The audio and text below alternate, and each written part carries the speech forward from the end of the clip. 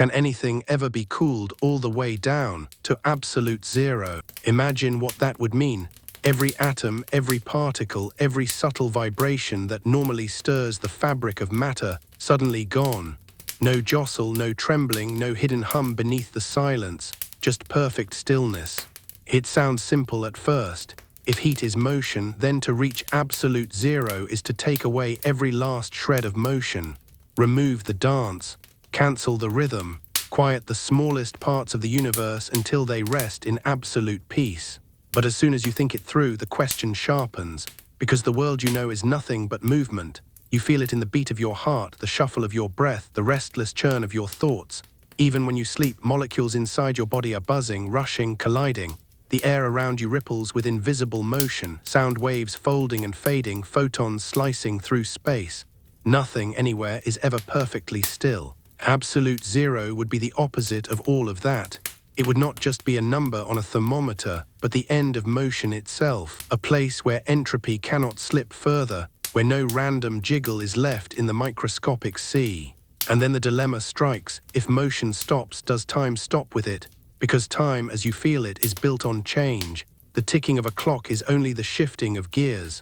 The orbit of the Earth is only motion around a star. Even your memories are nothing but patterns of movement in the brain. Strip that all away, and what is left? This is the riddle that absolute zero presses against you. The coldest imaginable state is not just physics, it is philosophy, a question about whether the universe allows such a pause. Think about how you've experienced cold, a winter night that bites at your lungs, the sharp burn of ice against your fingertips, maybe even the surreal shimmer of liquid nitrogen, a fog curling around its surface as it devours the heat of the room. Each of those moments felt extreme, maybe unbearable, yet they are all still oceans away from the abyss we are describing. Even liquid nitrogen, which seems alien in its chill, sits hundreds of degrees above absolute zero. The scale between freezing, as you know it, and absolute zero is so vast that your daily sense of cold barely scratches it. Imagine standing at the top of a mountain, looking at the valley, but that valley seems far, maybe even unreachable. But absolute zero is not in that valley. It is buried miles beneath it, deeper than your eyes can even follow. And so the question deepens: can you climb down to that bottom? Or is it a floor that forever recedes as you descend? The history of science shows us that every attempt to chase absolute zero is like an expedition into the deep. With every tool, every invention, we sink closer, shaving away fractions of a degree. Yet each time the progress slows, as though the universe has built resistance into the approach itself. Why should it be so hard? Why should there be this invisible drag against reaching the end? After all, in theory, you could just keep cooling step after step until motion finally ceases, couldn't you? But here lies the first crack in intuition. To cool something, you must always take energy out of it. That's what cooling is. You let heat escape, you drain the movement, you siphon off the restless energy. Yet to pull away every last drop would require perfect control, infinite patience, and a way to reach into the very core of matter. And the deeper you go, the harder it becomes. You might picture it like wringing water from a sponge. At first it's easy, just squeeze and streams pour out, but soon the sponge is nearly dry. You press harder, twisting, straining, yet each drop that emerges takes more effort than the last. The sponge will never be bone dry. There will always be a trace clinging in its fibers. Cooling matter is the same. The closer you get to absolute zero, the harder it is to force out the remaining energy. Each fraction of a degree becomes a mountain to cross, and this leaves you with an unsettling suspicion. Maybe absolute zero is not a destination at all. Maybe it's more like a horizon, a place you can approach but never touch. Still, the temptation remains. Scientists have built elaborate machines, refrigerators stacked inside refrigerators, lasers tuned to slow the spin of atoms, magnetic traps that squeeze matter like invisible hands, all designed for one purpose: to chase that limit.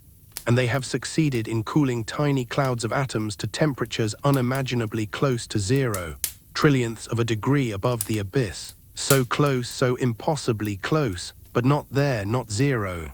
And here you feel the paradox. The closer humanity gets, the more unreachable the goal seems, as if nature teases us with proximity but guards the final step. If absolute zero truly cannot be reached, what does that tell us about the universe? Is it a rule of physics, a law inscribed in the way energy works? Or is it simply a practical barrier, one that better machines might someday overcome? The question hangs, and it won't be answered in a single breath.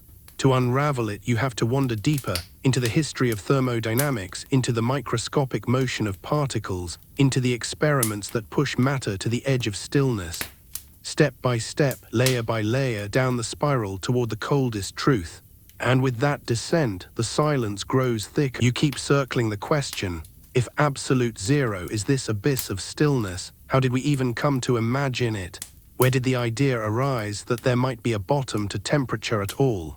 Because the very notion of temperature is not as obvious as it seems. You feel warmth and cold on your skin, you see water boil, you see ice form, and for centuries that was all people knew. Heat was something mysterious, a quality, an essence, almost like a fluid that seeped through objects. The ancients thought of it as one of the elements, fire standing alongside earth, air, and water. It burned, it moved, it consumed. But what it really was, this took a long time to uncover.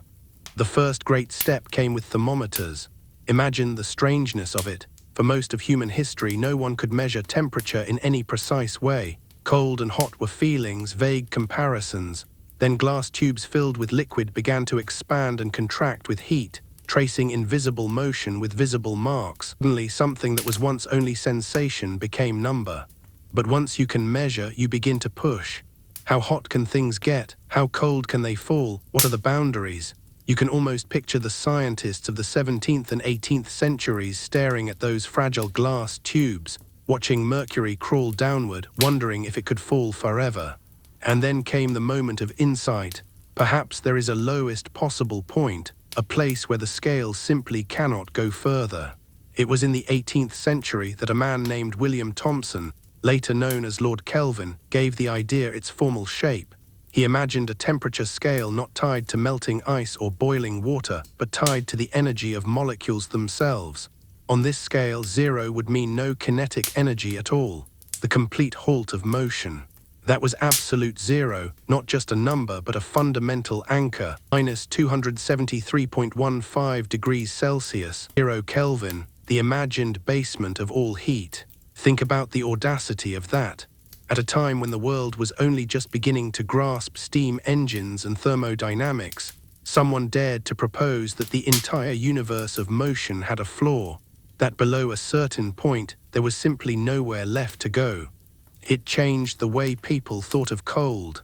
No longer just discomfort, no longer just relative, but a boundary line woven into reality. And of course, once the line was drawn, the chase began. Picture the laboratories of the 19th century. Brass instruments gleaming, glassware clinking, strange pumps hissing in the dim light. Scientists raced to create colder and colder conditions. They compressed gases until they liquefied, then cooled them further until they solidified. Each step was a descent, a notch closer to the fabled zero. Oxygen turned liquid, then nitrogen, then hydrogen. Each achievement was like planting a flag deeper into the frozen valley. In 1908, a man named Heike Kamerlingh Onnes did something unthinkable. He liquefied helium. Helium, the most stubborn of gases, the one thought impossible to tame. With careful patience, he coaxed it into a shimmering, transparent liquid just a few degrees above absolute zero. It was a triumph. Humanity had for the first time come within a breath of the abyss. And what Onnes discovered there was stranger than anyone could have predicted: superconductivity. Wires cooled to these extreme temperatures suddenly lost all resistance. Electricity flowed endlessly without friction, like a river with no rocks, no drag, no end. It was as if the universe itself changed character near that frozen boundary. Matter revealed new faces, hidden states of being that could not exist at warmer scales. And so absolute zero became not just a curiosity, but a portal. Every degree closer revealed new wonders. Quantum effects magnified, particles aligned in ways impossible at higher temperatures. Entire new phases of matter appeared, bizarre and delicate. Bose-Einstein condensates, superfluids, materials that defied common sense. The closer you get to nothingness, the more the universe begins to speak in secrets. But all along the limit still loomed. Onnes had reached just a few degrees above 0 Kelvin. Later scientists pushed closer, fractions of degrees, then thousandths, then billionths, but never zero itself, always a gap. always a remnant of motion that refused to be banished. And this begins to feel familiar. You've seen it before, this kind of limit that cannot be crossed. Like chasing the horizon, you can walk toward it forever, but it will always retreat as you approach. Or like dividing a distance in half over and over, never reaching the end. The question gnaws at you again. Is absolute zero one of these unreachable infinities? A limit written not by technology, but by the structure of mathematics itself. And yet our minds resist limits. There is always the temptation to break through. Imagine for a moment what it would mean if you could succeed. If you could take a handful of atoms and draw every last breath of motion from them. They would sit in silence, perfectly still, no collisions, no exchanges, no hidden tremors. Pure potential waiting in a timeless vacuum. Would it even be matter anymore, or something stranger? Would we even recognize it as part of the same universe? And here is the unsettling twist. To cool something to absolute zero, you would have to isolate it completely. No contact with the outside world, no stray photon, no whisper of energy creeping in from the environment. But the universe is noisy. Radiation hums through space. Vibrations ripple through matter. Even the vacuum itself trembles with quantum fluctuation, which raises the question, how do you silence a universe that never stops speaking? The thought leaves you staring into an impossible puzzle. On one hand, the scale exists, drawn cleanly on the thermometer, 0 Kelvin, absolute stillness. On the other hand, the very fabric of reality seems to forbid its attainment. It is a finish line painted just out of reach. But humanity has never been satisfied with impossible. We keep building colder machines, sharper lasers, deeper traps for atoms. We hover closer and closer to the edge, daring the abyss to yield. And every step we take is not just about temperature. It's about understanding what happens at the edges of possibility. What matter becomes when pushed to extremes. What secrets the universe saves for those who venture closest to silence. You can almost feel the pull, like a quiet descent into an endless cavern. The walls close in, the air grows thinner, the light fades. And ahead there is the promise of stillness, the hope of reaching the deepest floor. But in your chest, you know, perhaps the floor does not exist. Perhaps there is only descent. And so the story carries you further. From the intuition of a boundary to the experiments that approach it, to the strange physics that blooms in the cold. The deeper you travel, the more the riddle sharpens. The question is no longer just, can we reach absolute zero? It becomes, what does the universe become as we approach it? And that is where the journey turns next. The closer you come to absolute zero, the more the ordinary world begins to lose its grip. Things stop behaving the way you expect. Heat, motion, sound, concepts that feel natural to you begin to unravel, replaced by stranger, more delicate laws. But before you dive into that strangeness, you pause on something simple. How do you even cool something? What does it mean in practice to take a piece of matter and strip it of energy until it approaches stillness? The everyday methods you know are crude. You put water in a freezer and it solidifies. You place ice against your skin and the chill seeps inward. Cooling is always about transfer, heat flowing from a warmer body to a colder one, energy leaking from one system into another. You can't make cold, you can only remove heat. At the extremes, this principle still holds. Cooling to near absolute zero requires ingenious ways of stealing away energy, little by little, from matter that resists being quiet. One of the most astonishing tricks is laser cooling. You imagine a swarm of atoms buzzing randomly, each darting like restless bees. To slow them down, physicists shine lasers against them. At first, this feels absurd. Light carries energy, so shouldn't it heat things up, not cool them? But here is the subtlety. Lasers can be tuned so that atoms absorb photons only when they move in certain directions.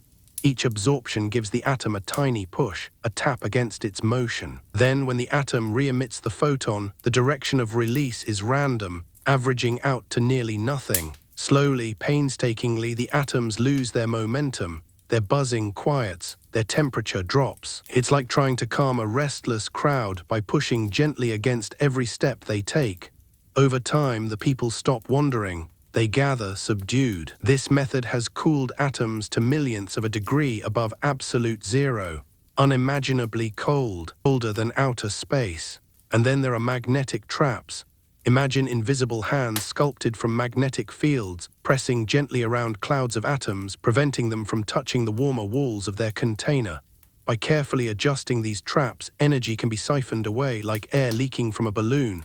The atoms remain suspended in a cage of nothingness, shivering less and less until they hover near stillness. Layer after layer, technique after technique, the descent continues.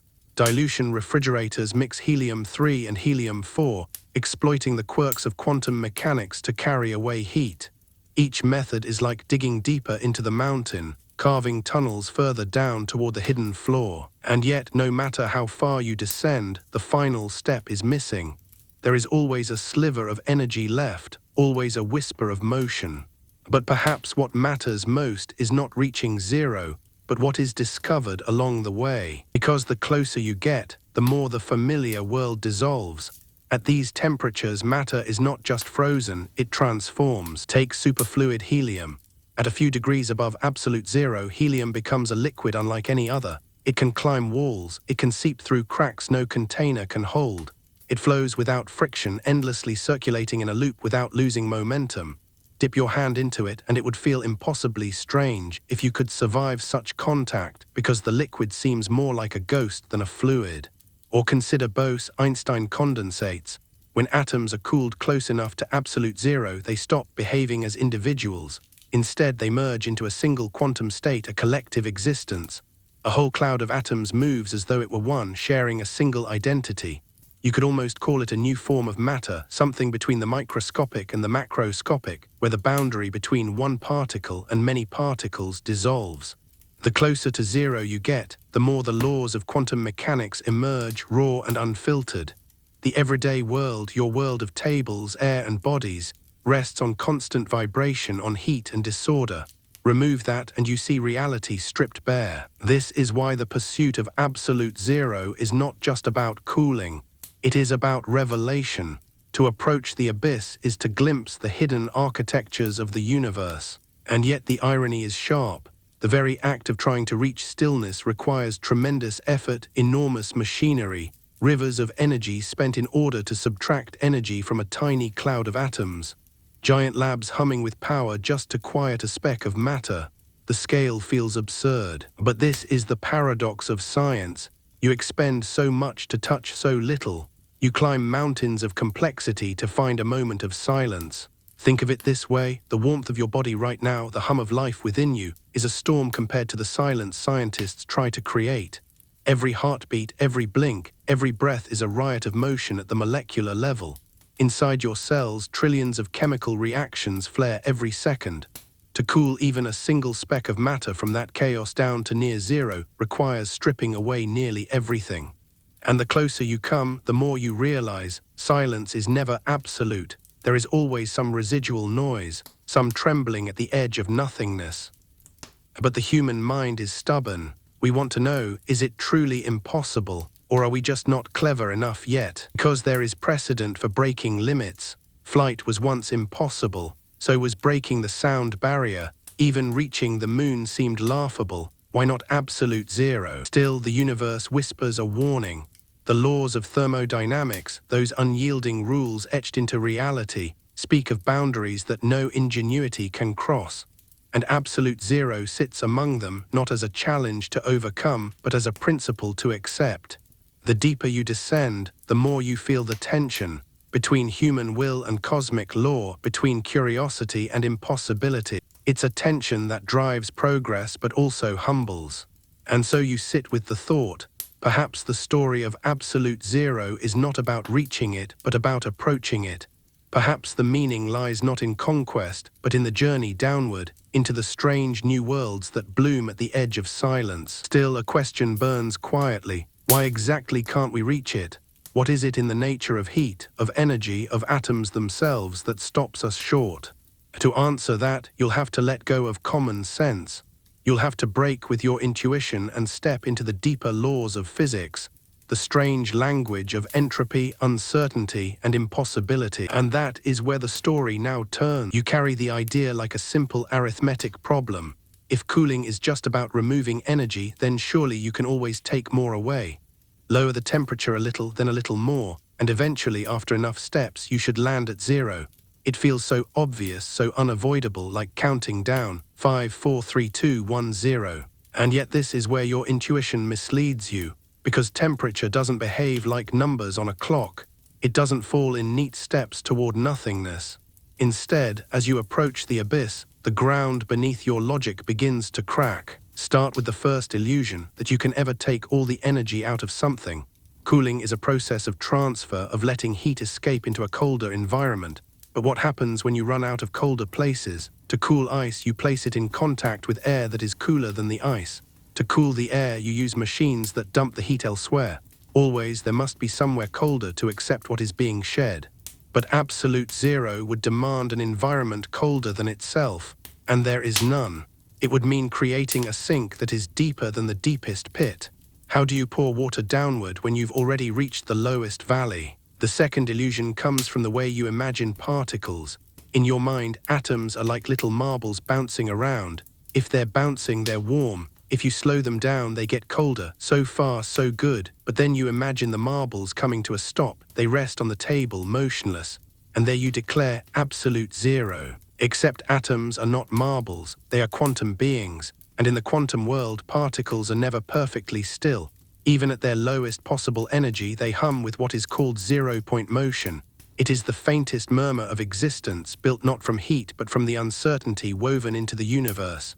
To erase that motion would not be cooling, it would be rewriting reality itself. This is the third illusion, that silence is possible. Your senses hunger for it, your imagination craves it, but physics denies it. There is no perfect stillness, not in a rock, not in the vacuum, not in the coldest laboratory on Earth. And here lies the real break with intuition. The closer you get to zero, the harder it becomes to move further. Each step down takes more effort than the last, until the slope steepens into a wall. Think of it like chasing light speed. As an object accelerates faster and faster, it takes more and more energy to gain speed until the demand grows infinite. You can approach the speed of light but never reach it. Absolute zero is the same but inverted. Instead of adding energy, you're taking it away. And to take away the last fraction, the final tremor, would demand infinite effort. This is why the laws of thermodynamics declare it impossible, not unlikely, not impractical, possible. The third law states it boldly: absolute zero cannot be reached in a finite number of steps.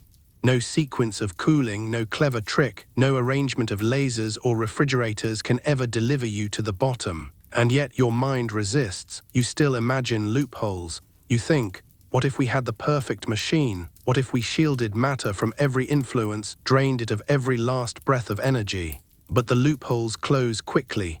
To isolate an atom perfectly, you would have to remove it from the fabric of reality itself. To drain every last vibration, you would have to stop time. You see now, this is not engineering. This is fantasy. Still, the persistence of your intuition reveals something important. You're not wrong to think in steps, in descents. That logic works for so many things in life. Cut a rope shorter and shorter and shorter, you can always keep cutting. Drain water from a bucket and eventually it will be empty. Why shouldn't heat be the same? Because heat is not a substance. It is not water in a bucket or fuel in a tank. It is motion, disorder, the spread of energy across countless particles. And that disorder can never be reduced to nothing. There is always one more ripple, one more fluctuation, one more remnant. Here the riddle grows darker. Imagine trying to cool a single atom, just one. You could trap it, suspend it in place with fields, shine lasers at it to steal away its energy. You could freeze it to the brink of silence, but even then there would remain that zero-point hum, that irreducible vibration. You cannot turn it off. To do so would be to undo the principles of uncertainty themselves. And so you come to the recognition: absolute zero is not a place you can stand. It is not even a place you can see. It is an asymptote, a line that recedes the closer you draw to it. This breaks your sense of order. You want there to be a flaw. Every scale should end somewhere. But here is a scale that does not end. Here is a descent that has no bottom. The discomfort of that realization lingers. You think of all the metaphors in life that depend on reaching zero: debts reduced to nothing, tanks emptied, weights dropped.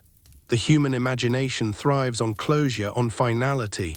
but the universe is not obliged to satisfy that craving. And the universe seems almost mischievous in this case, because it allows you to get so close, trillionths of a degree above zero, closer than close, within arm's reach but never touching, as though it delights in teasing you, dangling the illusion of victory just out of reach. Still, the pursuit continues. And here another intuition breaks. You might think this pursuit is futile. Why chase what cannot be reached? Why waste time and energy on a goal the laws of nature forbid? The answer lies in what happens along the way. The impossibility of reaching absolute zero does not make the journey meaningless. In fact, it makes it richer, because every step closer reveals new forms of matter, new principles of physics, new insights into the machinery of the cosmos. It is like climbing a mountain you will never summit. Each ridge you reach, each view you uncover, changes the way you see the world. The summit is an illusion, but the climb transforms you anyway. And so humanity keeps climbing. Laboratories hum with machines designed to dig deeper into the abyss. Students and scientists gather around glowing chambers, watching atoms hover in magnetic fields, listening to the whisper of temperatures too faint to imagine. Each experiment is both a confession and a triumph. A confession that zero will never be touched, and a triumph that even without touching it, the universe unfolds in ways we never expected. This duality, the impossibility of the goal and the richness of the path, defines the story of absolute zero. It is a limit that frustrates but also illuminates. And so you arrive at the threshold of deeper understanding. Your intuition has been broken. You now see that the coldest possible state is not something that can be had, but something that can only be approached. The question now turns: if zero cannot be reached, then what exactly is waiting in the approach? What laws govern matter as it slides closer and closer to stillness without ever arriving? What does the universe reveal in that twilight? That is where the descent leads next. The deeper you stare into the riddle of absolute zero, the more it feels like a trick of the universe. A line drawn on the thermometer that seems so clear, so simple, and yet every attempt to reach it collapses into paradox. One of the most deceptive illusions is the idea of finite steps. Your intuition whispers, surely it's only a matter of degrees. Lower the temperature by 10, then another 10, then another. You imagine it as a staircase, each step bringing you closer to the bottom. Eventually, you should land on the final step, zero. But the truth is harsher. Cooling is not like descending a staircase. It's more like halving a distance over and over again. Imagine you're standing 1 meter from a wall. You take a step forward, halving the gap. Now you're half a meter away. You step again, half of that, now a quarter meter away. You keep stepping 1/8, 16th, 32nd, and each time the gap shrinks, but it never vanishes. The wall is always just out of reach, no matter how many steps you take. Absolute zero is that wall. Cooling systems can halve the energy again and again, but there will always remain a trace, a residue, a final shimmer of motion. The process never ends. You can approach endlessly but never touch. This is the essence of the third law of thermodynamics. It is not a suggestion. It is not a quirk of technology. It is a statement about the structure of reality. An infinite number of steps would be required to reach the bottom, and infinity is unforgiving. You might try to reason your way around it. What if you took a shortcut? What if you somehow ripped all the energy out at once? Imagine grabbing a particle and draining every last flicker of motion in a single perfect act. But here quantum mechanics steps in, wagging its finger. Because particles are not little machines you can switch off. They live in a haze of probabilities, a blur of positions and momenta. Heisenberg's uncertainty principle tells you that you cannot pin down both where a particle is and how fast it moves at the same time. If you tried to make a particle perfectly still, you would also have to know its position with absolute precision. But the universe does not allow that. Force one property into clarity, and the other dissolves into uncertainty. Zero motion, absolute stillness. It's not just unreachable, it's forbidden by principle. The quantum world demands a minimum level of jitter, a restless trembling called zero-point energy. Even in the lowest possible state, atoms hum faintly with this unavoidable uncertainty. So the abyss you chase is not just far away. It does not exist as a place you can stand. It is an ideal, a construct, a mathematical ghost. And yet the human mind is stubborn. It keeps searching for cracks in the law. Maybe space itself is the answer. Maybe if you send something far enough into the cosmos, away from stars and planets and radiation, it could finally freeze into perfect silence. But space is not empty. The vacuum itself vibrates. Virtual particles flicker in and out of existence. Photons stream across the darkness, relics from the Big Bang still bathing the cosmos in a faint, invisible glow. This background radiation sets a minimum temperature for the universe itself, about 2.7 Kelvin. Even in the blackest void, you cannot escape it. You cannot run from the universe's own warmth. And so the fantasy collapses again. Still, you press further because there's another crack in your intuition, the belief that time is neutral in this chase. You assume cooling is just about process, about machines and techniques, but that given enough patience you could get there. Infinite time, infinite effort, surely then zero could be reached. But here comes another cruel twist. To extract heat, you must wait for it to leave. But as temperatures fall, the rate of escape slows. Each transfer becomes weaker, each exchange takes longer. Cooling a substance from 10 Kelvin to 1 Kelvin might take hours. Cooling it from 1 Kelvin to 0.1 might take days. Pushing from 0.1 to 0.01 might take years. The timeline stretches, bends, becomes unbearable. By the time you approach the tiniest fractions above zero, the process would require spans longer than the age of the universe. Time itself conspires against you. So you see, the impossibility of absolute zero is not a single barrier, but a tangle of them. You face infinity of steps, infinity of effort, infinity of time. You face the ceaseless hum of quantum uncertainty, the trembling of particles that cannot be stilled. You face the noisy background of space itself, the relic warmth of creation. Every angle you attack from, every clever trick you imagine, reality blocks your path. And yet the paradox lingers, because even as the universe forbids absolute zero, it reveals treasures in the attempt. This is perhaps the greatest break with intuition. You imagine impossibility as useless. If you cannot reach the destination, why bother with the journey? But in this case, the impossibility is fertile. It forces creativity. It drives invention. It reveals worlds within worlds. Superconductors, superfluids, quantum condensates, all of them discovered not at zero but near it. Each one an accidental gift of impossibility, a secret revealed precisely because we could not win. You begin to wonder if perhaps the universe designed it this way, as though absolute zero were bait, luring us closer, tempting us to chase, not so we could capture it, but so we could discover everything that lies along the path. And maybe that's the lesson hidden in the impossibility, that not every question is about reaching the end. Some questions are about the journey itself. Some horizons are meant to stay distant so that we never stop walking toward them. But the human mind is restless. It does not accept impossibility easily.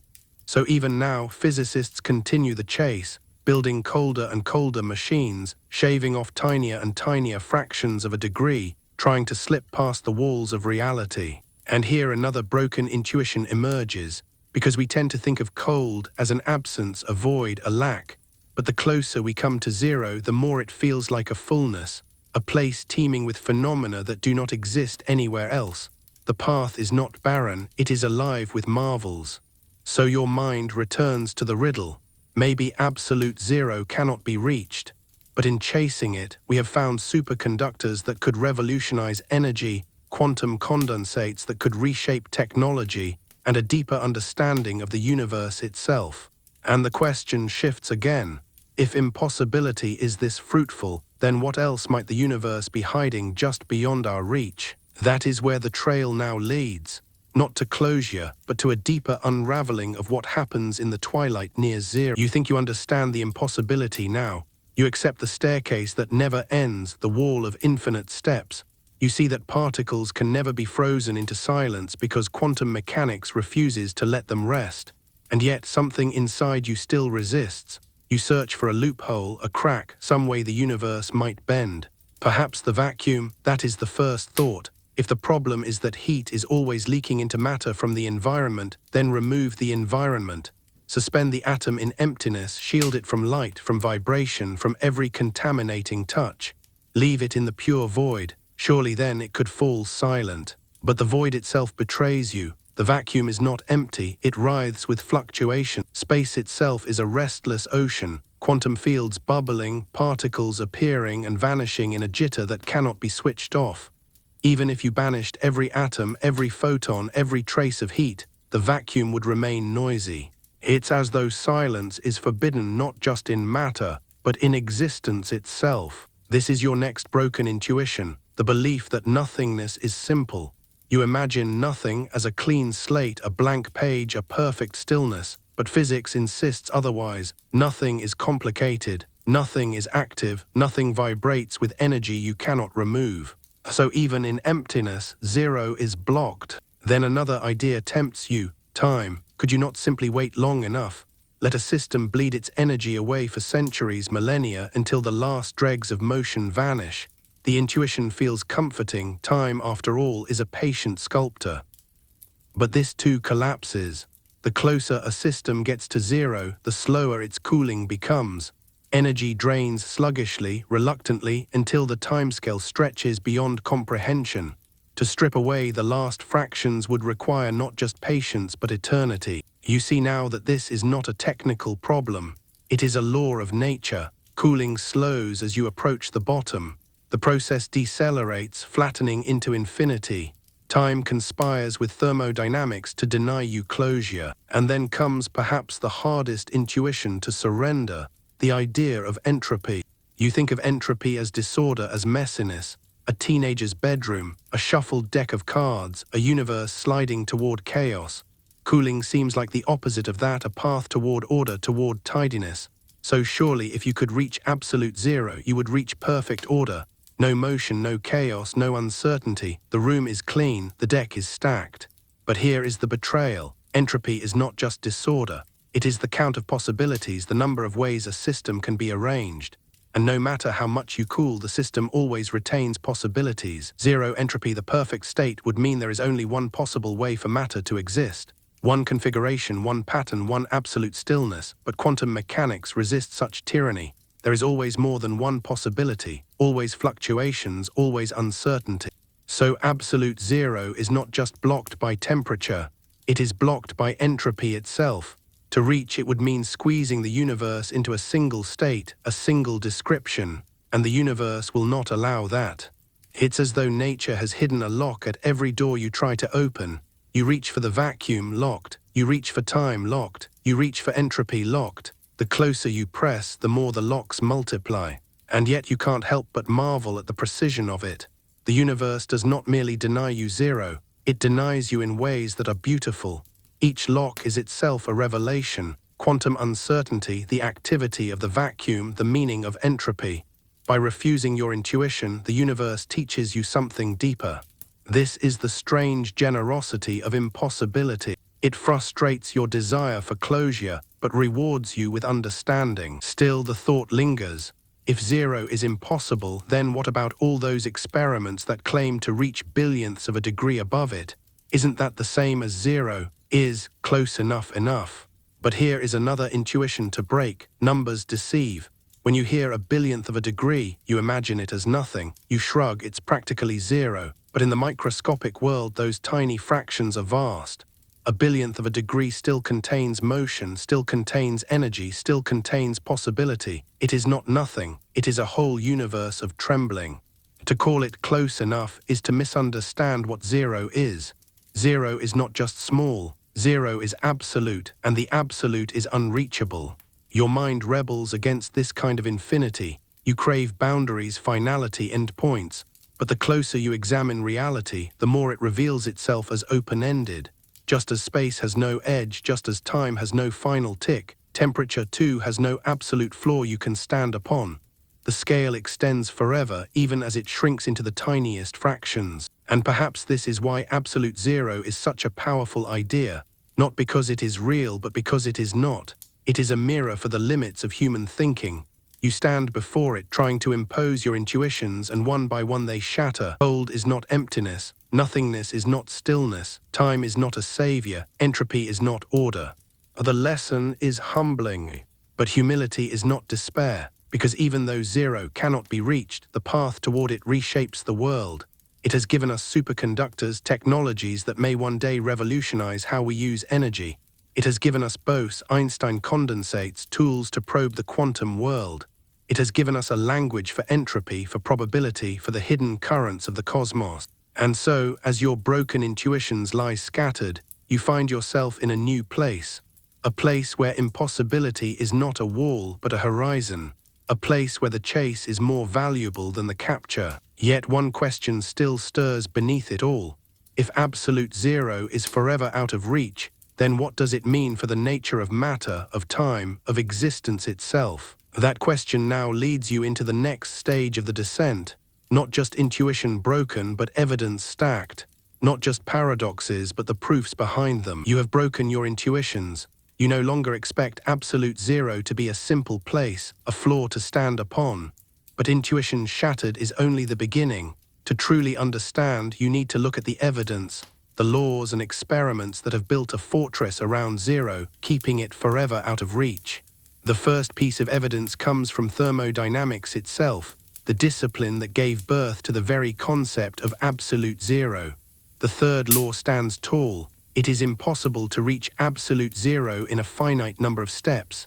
This is not poetry, not philosophy, but law. See why you must revisit what cooling really means. When you cool something, you are not simply lowering a number. You are removing energy. Heat is energy in motion, the frantic dance of molecules. Cooling is the act of slowing that dance, draining the music until the steps are quieter, smaller, less frantic. But to remove energy, there must be a flow. Heat moves from hot to cold, from a higher energy state to a lower one. Always there is a gradient, a slope down which energy can run. But at zero, the slope disappears. If absolute zero existed as a state you could reach, there would be no lower energy reservoir for heat to flow into. No place for the last scraps of energy to escape. To reach the bottom would be to break the very mechanism of cooling itself. This is the first wall. Then comes entropy. You imagine entropy as disorder, as chaos. But in physics, entropy is a measure of possibilities, of the number of configurations available to a system. At higher temperatures, molecules can arrange themselves in countless ways, vibrating, colliding, scattering. As you cool, those possibilities narrow. The molecules are forced into fewer and fewer arrangements. At absolute zero, entropy would drop to a single possible configuration. One, no alternatives, no uncertainty. But the universe does not allow that kind of tyranny. There is always at least a flicker of possibility, a hum of uncertainty, a hidden degree of freedom. The mathematics of entropy confirms what intuition resists. Zero entropy is impossible, and so zero temperature is. This is the second wall. But the laws alone are not enough. You crave proof, evidence from the laboratory, and the laboratories have answered. Begin with helium. You know it as a light gas, the stuff that fills balloons. But at low temperatures, helium becomes one of the strangest substances in existence. Unlike almost every other element, helium refuses to freeze under normal pressure. Even as you cool it towards zero, it remains liquid, restless, defiant. To solidify it, you must squeeze it with immense pressure. And why? Because of zero-point energy. The helium atoms are so light, so delicate, that even in their lowest energy state they vibrate too much to lock into a solid. Their quantum jitter keeps them liquid.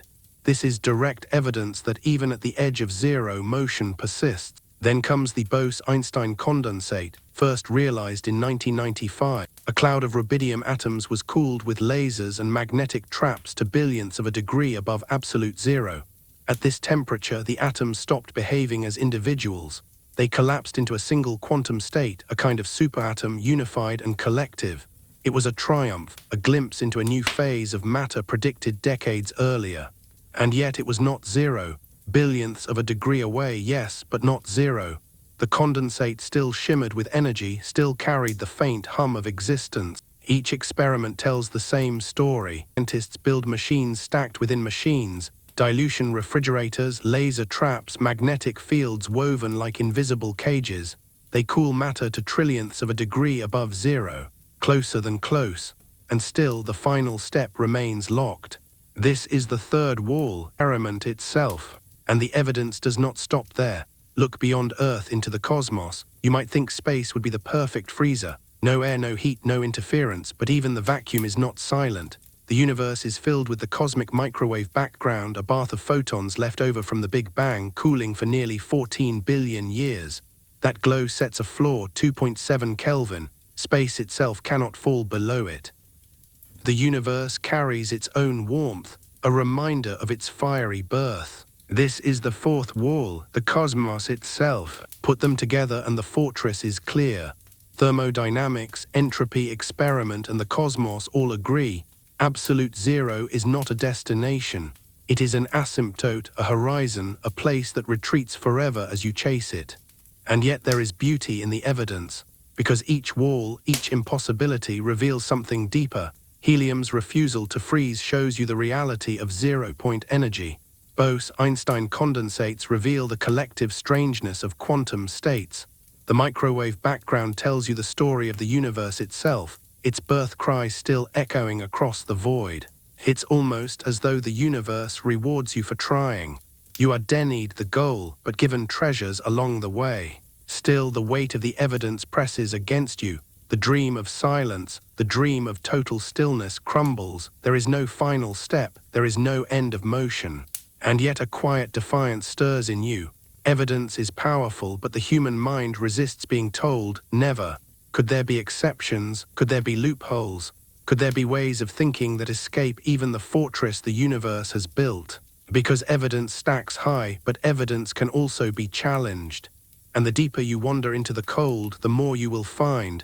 The universe is full of contradictions, anomalies, and counter cases. And that is where the story turns next. You've seen the fortress rise. Thermodynamics, entropy, experiment, and the cosmos, all aligning to forbid absolute zero. But the mind still asks, how exactly does this fortress hold? What are the details of its walls? How do the laws of nature enforce this barrier so stubbornly that even our most precise machines fail? The answers lie in the mechanisms themselves.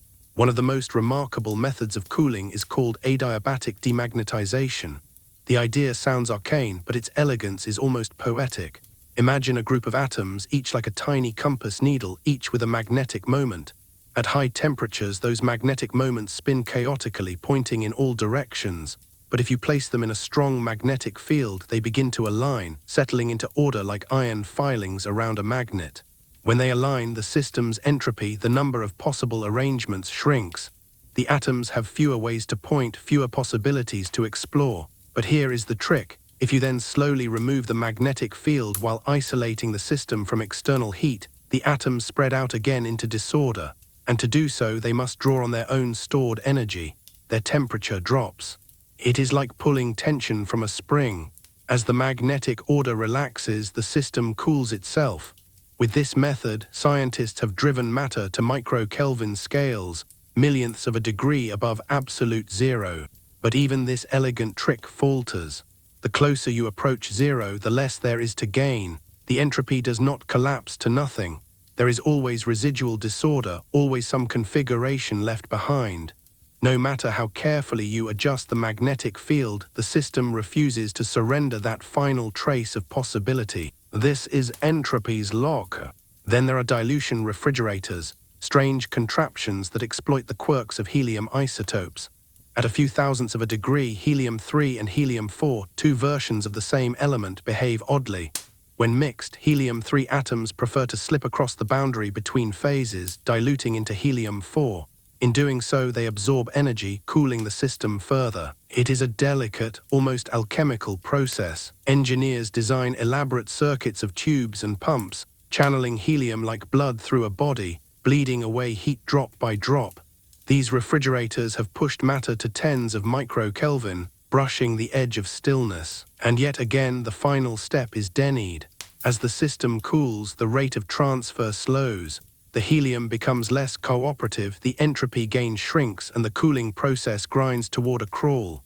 The nearer you come to zero, the less effective each method becomes. It is like trying to bail water from a boat with holes in the bucket. Each scoop removes less than the last, until finally no effort matters. The boat is never empty. Then there are the experiments with lasers, already introduced but worth revisiting in their precision. Physicists can now trap single atoms, cooling them to nano-Kelvin ranges. They do this by balancing beams of light so finely that the atoms are nudged into near stillness. The trap is delicate, invisible, a cage woven from photons. Inside it, the atoms hover, motion slowed to a crawl. And still the zero-point energy remains. Even when stripped of nearly all their kinetic energy, the atoms jitter faintly, a reminder of quantum uncertainty. This jitter is not a flaw of the method. It is not noise or error or lack of precision. It is reality. And here lies one of the strongest pieces of evidence against absolute zero. Zero-point motion has been observed directly. The trembling of atoms in their lowest energy state has been measured, confirmed, written into the data of experiments. You cannot wish it away. It is the hum of the universe itself. But perhaps the most striking evidence comes from condensed matter systems, superconductors and superfluids. At temperatures just above absolute zero, electrons in certain materials pair up into Cooper pairs, slipping through the atomic lattice without resistance. Electric current flows endlessly without loss, without heat. It is as though the material becomes perfect, frictionless. You might imagine this as the final step, the doorway into zero. But even here there is no silence. The system is still alive with quantum fluctuations. The electrons may flow without resistance, but they are not still. They occupy a collective quantum state, buzzing in unison, restless in a way no macroscopic silence can erase. Fluids tell a similar story. Liquid helium at these temperatures flows without friction, climbing walls, slipping through cracks no container can hold. It behaves more like a dream than a liquid, defying the intuition of daily life. And yet it is not absolute zero. It is a manifestation of what happens near zero. Matter revealing hidden laws, new phases of existence. The evidence is overwhelming. Every attempt, every method, every experiment points to the same conclusion. The closer you get, the harder it becomes. The final step is locked not by our incompetence but by the nature of reality. And still the human spirit rebels, because even when evidence piles high, we are restless creatures. We ask, what if there were a way to cheat? What if there were exotic matter, unknown forces, loopholes hidden in the quantum fabric of reality? Science thrives on such defiance. Laws are tested, doubted, challenged, not because we expect them to fail, but because in the act of testing we uncover more. The pursuit of absolute zero has already given us technologies once unimaginable. Quantum computers, precision clocks, superconducting circuits. Each step closer reshapes the way we live. And so the evidence stack, instead of discouraging, becomes fuel. The impossibility of zero itself has become the engine of discovery. But the evidence also deepens the philosophical weight of the question. If absolute zero cannot be reached, what does that mean for time, for motion, for the universe itself? Does it mean that change is fundamental, that there is no state of perfect rest? Does it mean that uncertainty is not just a quirk, but the essence of reality? These are not abstract musings. They are written into the mathematics, into the data, into the hum of cooled atoms and the flow of supercurrents. Evidence does not just close the door, it opens 1,000 windows. And so as you gather the pieces, the third law, entropy, zero-point motion, the cosmic background, the behavior of helium, the strange beauty of superconductors, you see the fortress clearly. It is not a cage built to frustrate you. It is a cathedral built to teach you. Each wall is a lesson, each barrier a revelation. Absolute zero is impossible. And in that impossibility, you discover truths more profound than silence itself. But the story is not finished. Because for every piece of evidence stacked in favor of impossibility, there are counter-stories, provocations, whispers of loopholes. Physics is full of rebels, ideas that resist the fortress, anomalies that suggest exceptions, thought experiments that tease with the possibility of breaking the rules. And soon, you will have to face them. The deeper you go, the stranger the experiments become. You have seen dilution refrigerators, superfluids and Bose, Einstein condensates, each a marvel of engineering and imagination. But the story does not end there. Humanity's pursuit of absolute zero has grown more refined, more delicate, more audacious. At the cutting edge, scientists no longer think in terms of bulk matter like gases or liquids. They focus on individual particles, single atoms, single ions, clouds of only a few hundred atoms suspended in invisible cages. Because when you cannot cool the entire world, perhaps you can cool a fragment of it to perfection. So imagine a laboratory, quiet but buzzing with the faint hum of vacuum pumps. In the center of the room sits a chamber the size of a shoebox, surrounded by wires and lasers. Inside, floating in emptiness, are just a handful of ions, charged atoms caught in the grip of electromagnetic fields. They are suspended so delicately that nothing touches them, not even the walls of the chamber. The only thing that interacts with them is light itself, fired in controlled pulses from precision lasers. This is the realm of ion traps. By shining lasers at just the right frequency, scientists can tickle the ions, stealing away their motion one quantum at a time. It is not like cooling a cup of coffee. It is like calming the vibrations of a violin string until it hums only with its lowest possible note. And here again you see the evidence. The ions never fall silent.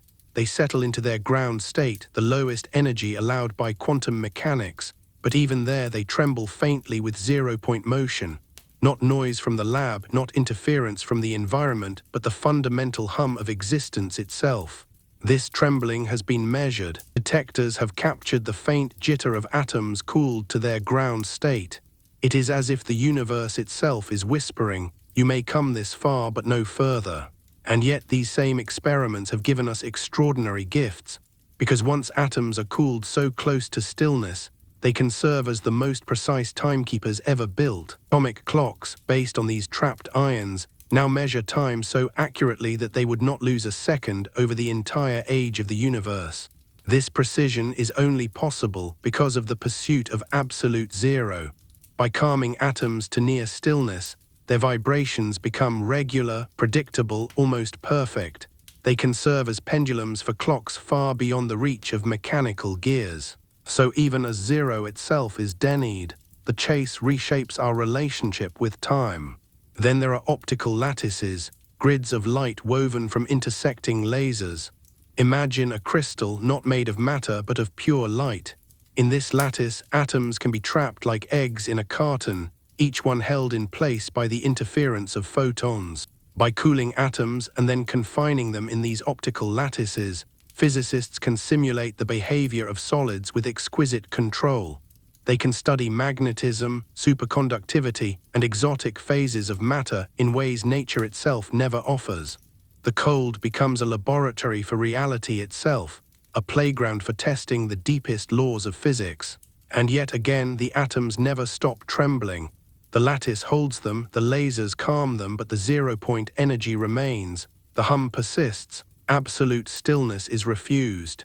The evidence deepens further with superconducting circuits, the building blocks of quantum computers. These devices, cooled to millikelvin temperatures in dilution refrigerators, behave in ways impossible at room temperature. Electrons flow without resistance, qubits maintain superpositions, entanglement thrives. But the very possibility of quantum computation depends on the impossibility of absolute zero. If zero were reachable, the system would collapse into stillness, into a single state with no uncertainty. But the jitter of near zero, the hum of zero-point fluctuations, is what allows quantum computation to exist at all. Paradoxically, impossibility becomes functionality. The fortress of zero is not only a barrier, it is a foundation. And then, perhaps the most cosmic piece of evidence, the Casimir effect. Place two metal plates extremely close together, only nanometers apart in a vacuum. You might expect nothing to happen. After all, between the plates there is no air, no particles, only emptiness. But the plates attract each other. They are pushed together by the energy of the vacuum itself, by the zero-point fluctuations of the electromagnetic field. Here the trembling of nothingness makes itself tangible. You can measure it, weigh it, feel it. The vacuum is alive, restless, buzzing with irreducible motion. Absolute zero cannot erase this hum because it is not heat. It is the architecture of the universe itself. Each of these experiments, ion traps, optical lattices, superconducting circuits, the Casimir effect, stacks another layer of evidence. Each one says the same thing: silence is not possible, stillness is not allowed. And yet each one also shows the irony. By chasing zero, we do not find emptiness but abundance, technologies that define the future, insights that reshape physics, proofs that deepen our wonder. So the evidence does not discourage, it seduces. It draws you further into the paradox, because now you see that the impossibility of zero is not just a limitation. It is a principle woven into every corner of reality. It is why atoms hum, why superconductors exist, why clocks can measure time with impossible precision. It is why the vacuum itself is alive. Zero cannot be reached because the universe itself is restless. And this restlessness is not a flaw. It is not an obstacle to overcome. It is the essence of existence. But of course, the mind resists again. Evidence is strong, but evidence can be challenged. And physics, more than any other science, thrives on contradiction. There are always anomalies, exceptions, thought experiments that suggest cracks in the fortress. So even as the evidence stacks higher, the questions sharpen. Could there be conditions under which the walls weaken? Could exotic matter, strange cosmological scenarios, or hidden loopholes offer a path to silence? Could absolute zero, forbidden in theory and experiment, still be approached in ways we have not yet imagined? The evidence says no, but the imagination whispers otherwise. And soon, you will have to confront those whispers. The evidence against absolute zero has already piled high. In laboratories, in the trembling of helium, in the jitter of ions, in the whisper of the vacuum. And yet, the human mind is relentless. If the Earth denies you zero, maybe the cosmos itself could deliver it. So you lift your eyes outward to the coldest places in the universe. Surely, if silence could exist anywhere, it would be there. Begin with the vastness of interstellar space. Between the stars, light years apart, lies darkness colder than anything you have ever felt. Clouds of gas drift so diffuse they could pass through you without a trace. In these regions, the temperature drops to just a few degrees above absolute zero. Molecular clouds, the cradles of stars, linger at 10 Kelvin, 5 Kelvin, sometimes dipping below 3. They are so cold that molecules barely vibrate, so fragile that light passing through them scatters like mist through fog. And yet not zero, never zero. The cosmic microwave background radiation, those faint relic photons from the Big Bang, floods the universe at 2.7 Kelvin. No matter how dark, no matter how isolated, that glow washes through space. It is the minimum bath, the irreducible warmth of the cosmos itself. This is the first cosmic wall. But what about dying stars? Surely they fall colder still. Picture a white dwarf, the corpse of a sun, its nuclear fire extinguished. It glows faintly, radiating away its heat over billions of years. Gradually it fades, growing darker, colder. And eventually, after a span longer than the current age of the universe, it will cool to a black dwarf. Black dwarfs are hypothetical, because the universe is not old enough to contain any yet. But calculations suggest they will exist in the far future. Stellar corpses cooled to just above absolute zero, frozen embers drifting in silence, and still not zero. They will radiate faintly, whispering away energy for trillions of years, never quite reaching the abyss. Even in the death of stars, the approach is infinite. Then come neutron stars, stranger, denser, more violent. A spoonful of their matter outweighs mountains. When they are born from supernovae, they blaze hot, but they cool rapidly. Within a million years, they can drop below 1 million Kelvin. For a star, this is cold. Some estimates suggest they may sink to mere tens of thousands of Kelvin. But even at their coldest, they are far from absolute zero. Their density, their trapped energy, their violent birth ensure that they will always carry heat within. You see the pattern. Even in the deaths of stars, silence is refused. But the cosmos has more to offer. Black holes, the ultimate extremes. Here, gravity crushes matter into singularity, swallowing everything that comes near. If anywhere could harbor silence, surely it would be here, beyond the event horizon where even light cannot escape. And yet Stephen Hawking overturned that intuition. In the 1970s, he showed that black holes are not truly black. They radiate faintly, leaking energy through quantum effects at their horizons. This Hawking radiation is unimaginably weak, but it means that black holes have temperatures. The larger the black hole, the colder it is. A stellar mass black hole glows at a temperature far colder than the microwave background, effectively drowned out by the universe's ambient heat. A supermassive black hole, millions of times heavier than the sun, would be colder still, approaching billionths of a Kelvin. So close, closer than any laboratory on Earth could dream, and yet still not zero. Even the most massive black hole whispers with faint radiation. Even the abyss itself cannot escape the law. This is the second cosmic wall. Then you consider the fate of the universe itself. In the far future, trillions upon trillions of years ahead, stars will burn out, galaxies will fade, and the cosmos will grow dark. The background radiation will cool further, stretched by the expansion of space. It will fall from 2.7 Kelvin to 1 to 0.1 to 0.01, sliding endlessly downward. But never zero. The expansion continues, the cooling slows, but the floor is never reached. The universe itself behaves like the staircase of Zeno, halving and halving, never finishing the descent. This is the third cosmic wall. You feel the weight of it now. On Earth, in laboratories, in atoms and particles, zero is denied. In space, in stars, in black holes, in the ultimate fate of the cosmos, zero is denied again. The impossibility is not local, it is universal. And yet the evidence carries with it a strange poetry. Because every attempt to reach zero, whether in a helium droplet or a dying star, reveals new truths. The jitter of atoms teaches you quantum mechanics. The glow of the microwave background tells you of the Big Bang. The whisper of Hawking radiation ties gravity and quantum theory together in a single breath. The impossibility of silence becomes the music of discovery. You realize now that absolute zero is not merely a number, it is a mirror. It reflects back to you the restless nature of existence. The cosmos itself trembles, vibrates, whispers with irreducible motion. Stars, black holes, the vacuum, they all hum. And still the human mind cannot let go. The evidence is overwhelming, the fortress unbreachable, and yet the imagination resists. Because what is science if not the testing of boundaries, the search for exceptions, the probing of impossibility? For every law there are always rebels. For every impossibility, a counter case. So the evidence stack, though massive, is not the end of the story. It is the preparation for the next chapter. The chapter where physics flirts with contradiction, where theories propose cracks in the fortress, where thought experiments tease with loopholes. The chapter of defiance. And that is where you are going next. The fortress of evidence stands high and unbroken. Every law, every experiment, every star and black hole tells you the same story. Absolute zero cannot be reached.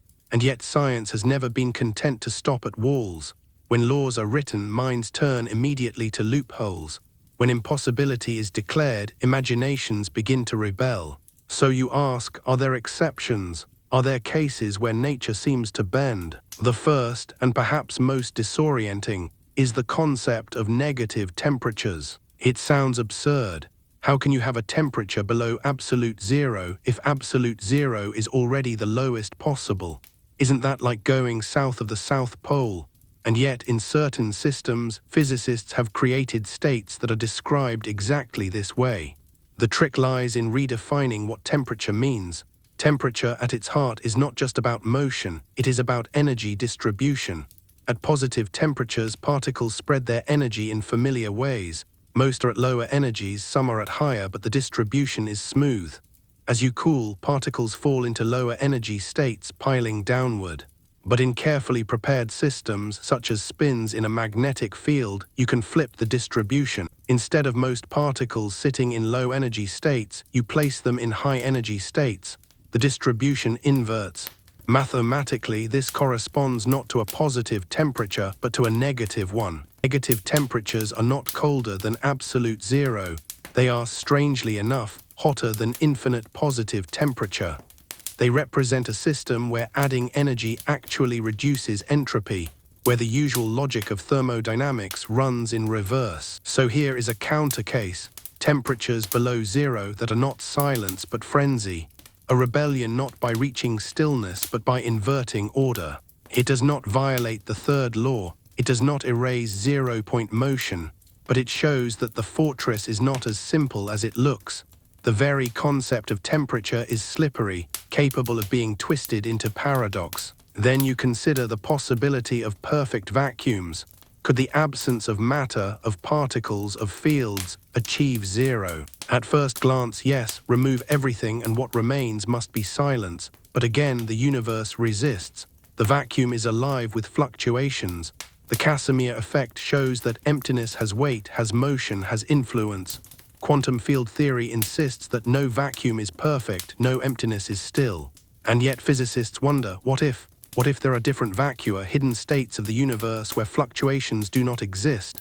Some speculative cosmologies propose false vacua, unstable states that might collapse into deeper levels.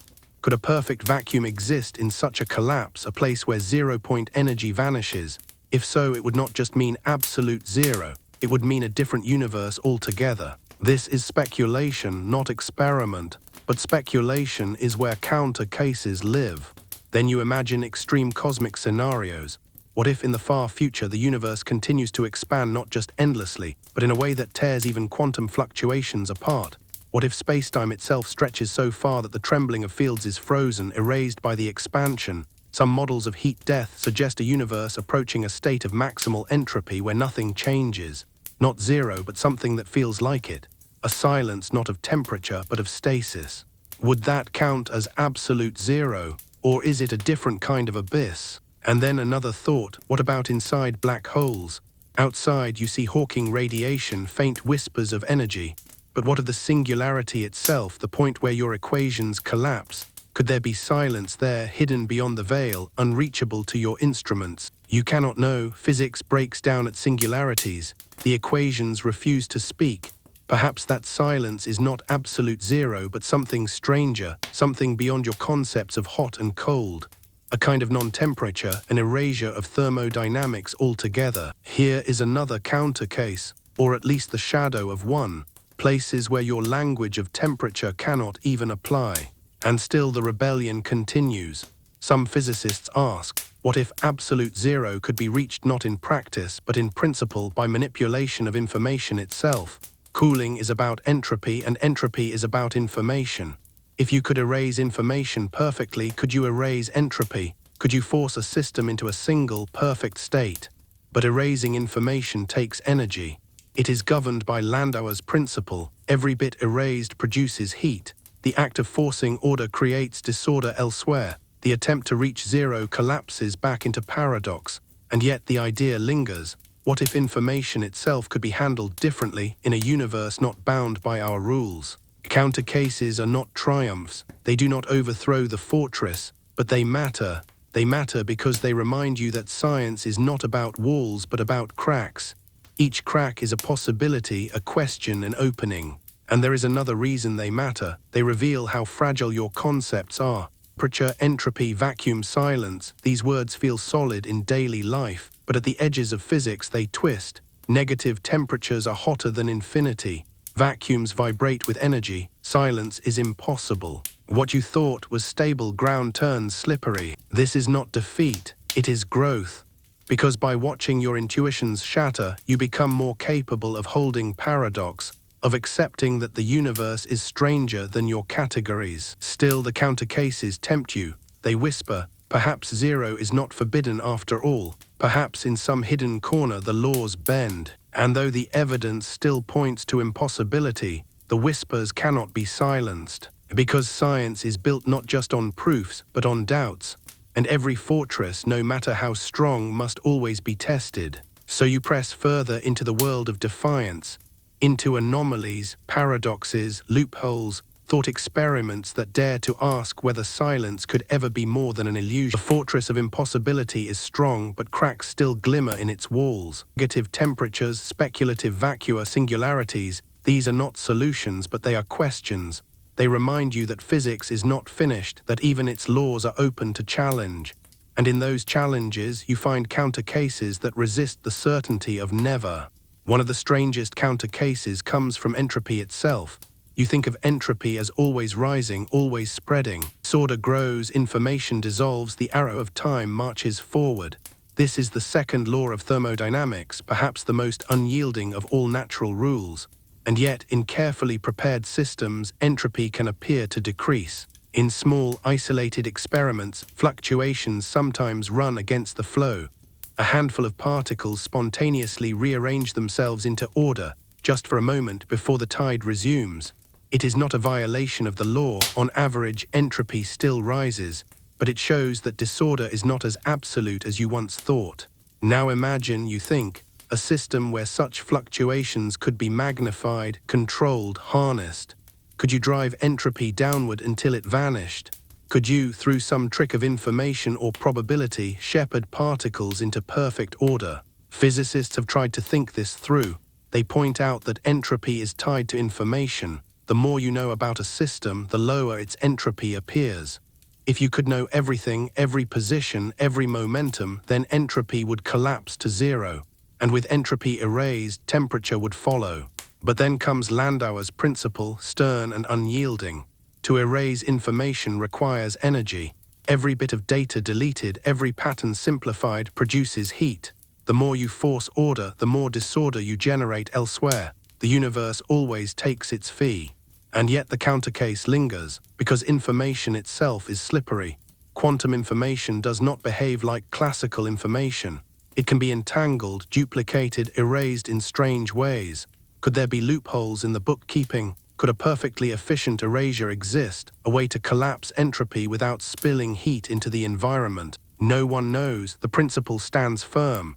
But the speculation is alive, and where speculation lives, possibility whispers. Then there are systems with so-called negative absolute temperatures, already introduced but worth revisiting in their full rebellion.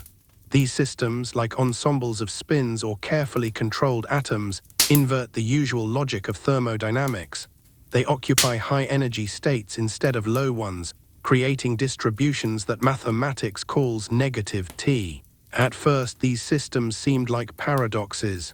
How could you be colder than zero? But the answer is more startling. Negative temperatures are not colder than zero.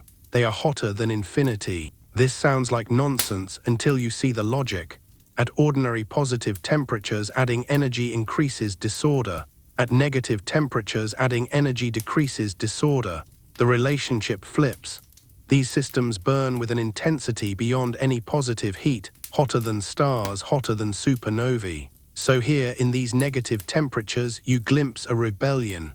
Not silence, not zero, but an inversion of the very meaning of temperature. A reminder that what you think of as natural is just a definition, a construct vulnerable to reimagining. And then you wander into cosmology. The universe itself may contain counter cases. Some cosmologists propose that the vacuum energy, the energy of empty space, is not fixed. Perhaps it can shift, collapse, decay into deeper states. If so, our universe might only be metastable, perched in a false vacuum. One day it could tunnel into a truer vacuum, a lower energy state. If that collapse occurred, the universe would be remade. Constants would shift, laws would change. Perhaps in such a universe, zero-point energy would vanish. Perhaps silence would be possible there, a cosmos without jitter, without restlessness. But this is speculation balanced on the edge of catastrophe. A false vacuum collapse would annihilate everything in its path, rewriting physics in a flash. It would not be a pathway to absolute zero we could use. It would be the end of our universe and the birth of another. Still, it reminds you that what feels permanent may not be. Even zero-point energy may not be eternal. Even impossibility may not last forever. And then at the edge of thought, you wonder about universes beyond our own. In the multiverse hypothesis, there may be countless universes, each with different laws. Perhaps some of them do not forbid silence. Perhaps in one of them, absolute zero is not an asymptote but a flaw. Perhaps matter there can fall into perfect stillness, entropy into perfect order. We cannot know. These universes, if they exist, are unreachable. But even the possibility reveals something. Impossibility may not be universal. It may only be local. Our cosmos may be restless, but another may be still. These counter cases do not overthrow the fortress. They do not prove that zero can be reached. But they serve as reminders. Physics is not absolute. It is provisional, always subject to revision, always open to challenge. And more importantly, they remind you that definitions matter. Temperature, entropy, vacuum, silence. These are not eternal truths. They are ways of framing the world, ways of translating reality into language. And when the language breaks, reality does not stop. It only forces you to invent new words. So you sit with these counter cases. Negative temperatures that are hotter than infinity. Entropy that sometimes reverses itself, if only briefly. Vacuum that might collapse into deeper silence. Universes where the rules may not be the same. None of them prove that absolute zero can be reached. But all of them prove that the fortress is not as simple as you once thought. And that perhaps is the deeper lesson. The value of counter cases is not that they give you victory, but that they prevent you from being complacent. They keep you awake, alert, questioning. They remind you that impossibility is not a dead end, but a frontier. And so you leave this part of the journey with a different feeling. Not the comfort of certainty, not the clarity of proof, but the richness of ambiguity. A reminder that even in science, some walls are meant not to be broken, but to be leaned against, tested, doubted. Because in the testing, you learn more than in the reaching. And now you are ready to explore even bolder counter cases, scenarios that stretch beyond physics as we know it, into the speculative edges where theory and imagination blur. By now, the fortress of impossibility has been tested from many sides. Thermodynamics, entropy, quantum mechanics, cosmology all deny you absolute zero, and yet the whispers of counter cases persist. Some come from clever manipulations of entropy, some from strange distributions of energy, others from the speculative horizons of cosmology. But there are still wilder ideas resting on the edges of physics itself. You begin with gravity, because gravity, that most familiar of forces, may also be the strangest. At everyday scales it pulls you down, holds planets in orbit, binds galaxies together. But at the smallest scales, where quantum mechanics rules, gravity is unsolved, a mystery waiting for a theory that unifies it with the rest of physics. Could gravity itself hold a loophole for absolute zero? Consider black holes again. They radiate faintly, yes. They never fall to true zero, yes. But in certain speculative models of quantum gravity, the radiation could vanish at the end of evaporation. A black hole might shrink, radiating more intensely as it gets smaller until finally, at the very last instant, it disappears. What remains? A burst of energy or silence? Could the final echo of a black hole leave behind a region of spacetime at absolute zero, perfectly still? It is speculation upon speculation. Hawking radiation itself is still untested directly. But here lies the allure of counter cases. They push your imagination into realms where evidence is scarce, but possibility is alive. Then there are wormholes, bridges across spacetime, solutions permitted by Einstein's equation. What if such tunnels could be stabilized with exotic matter, negative energy, quantum tricks? Could one end of a wormhole be anchored in a region colder than any accessible space? Could a wormhole deliver you to silence? But exotic matter itself violates the usual energy conditions of physics. To sustain it may require more energy than the universe can spare. And even if a wormhole could exist, the fluctuations of spacetime itself would prevent stillness. You would carry jitter through the tunnel. Silence would not follow you. Still, the idea tempts. Then you turn to fields, the invisible seas that fill reality. Every particle you know arises from a field. Electrons from the electron field, photons from the electromagnetic field, quarks from the strong field. And beneath them all, perhaps, the Higgs field, the one that gives mass itself. What if, you wonder, these fields could be tuned, adjusted, manipulated, collapsed into new states? If you could shift the Higgs field, would matter lose its mass, lose its energy, fall into a new ground state of perfect stillness? Speculative papers have dared to ask, but the answers are elusive.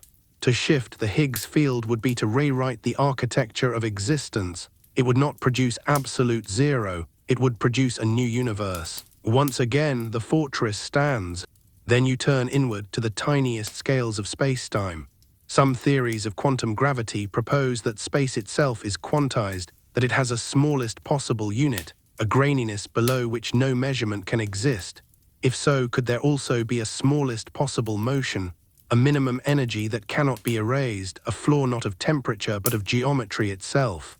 If this is true, then absolute zero is forbidden not by thermodynamics, but by spacetime itself. Stillness is impossible because the stage on which stillness would occur is restless. Even the void is granular, vibrating at its base. But speculative minds ask the inverse. If spacetime is quantized, could the lowest state of spacetime itself be absolute zero? Could the geometry settle once and for all into a perfectly still grid? The answer again is hidden. No experiment yet can probe these scales. Gravity remains silent. And so you shift from physics to philosophy. What does it mean, you ask, to long for absolute zero? Is it just a scientific curiosity or something deeper, something existential? For silence, after all, is not just a physical concept. It is a human yearning, the desire for peace, for an end to motion, to rest. Perhaps the search for absolute zero is not only about atoms and entropy, but about yourself, your longing for stillness in a universe that never sleeps. The counter cases then become metaphors, wormholes that promise escape but fail, vacua that promise stillness but tremble, negative temperatures that invert logic but do not deliver silence. Each is a mirror of the same truth. Rest is elusive both for the cosmos and for you. And yet there is something beautiful in that refusal. If silence cannot be found, then existence itself is movement, restlessness, vibration. To live in this universe is to be part of that trembling, to be a ripple in the hum that never stops. Still, the scientific mind pushes on. It asks, if the known laws forbid zero, could unknown laws allow it? Could a future theory of quantum gravity, of unification, of cosmology rewrite the rules? Could absolute zero be not forbidden but merely misunderstood? Perhaps, but if so, it would require physics beyond physics, a framework not yet imagined. And that too is the power of counter cases. They keep the door ajar. They remind you that impossibility today may not be impossibility tomorrow. And so you leave this speculation with a paradoxical feeling. On one hand, the fortress of impossibility feels stronger than ever. Every attempt to find a loophole collapses back into silence denied. On the other, the very act of searching has expanded your imagination, deepened your sense of what is possible, even when zero is not. The whispers remain.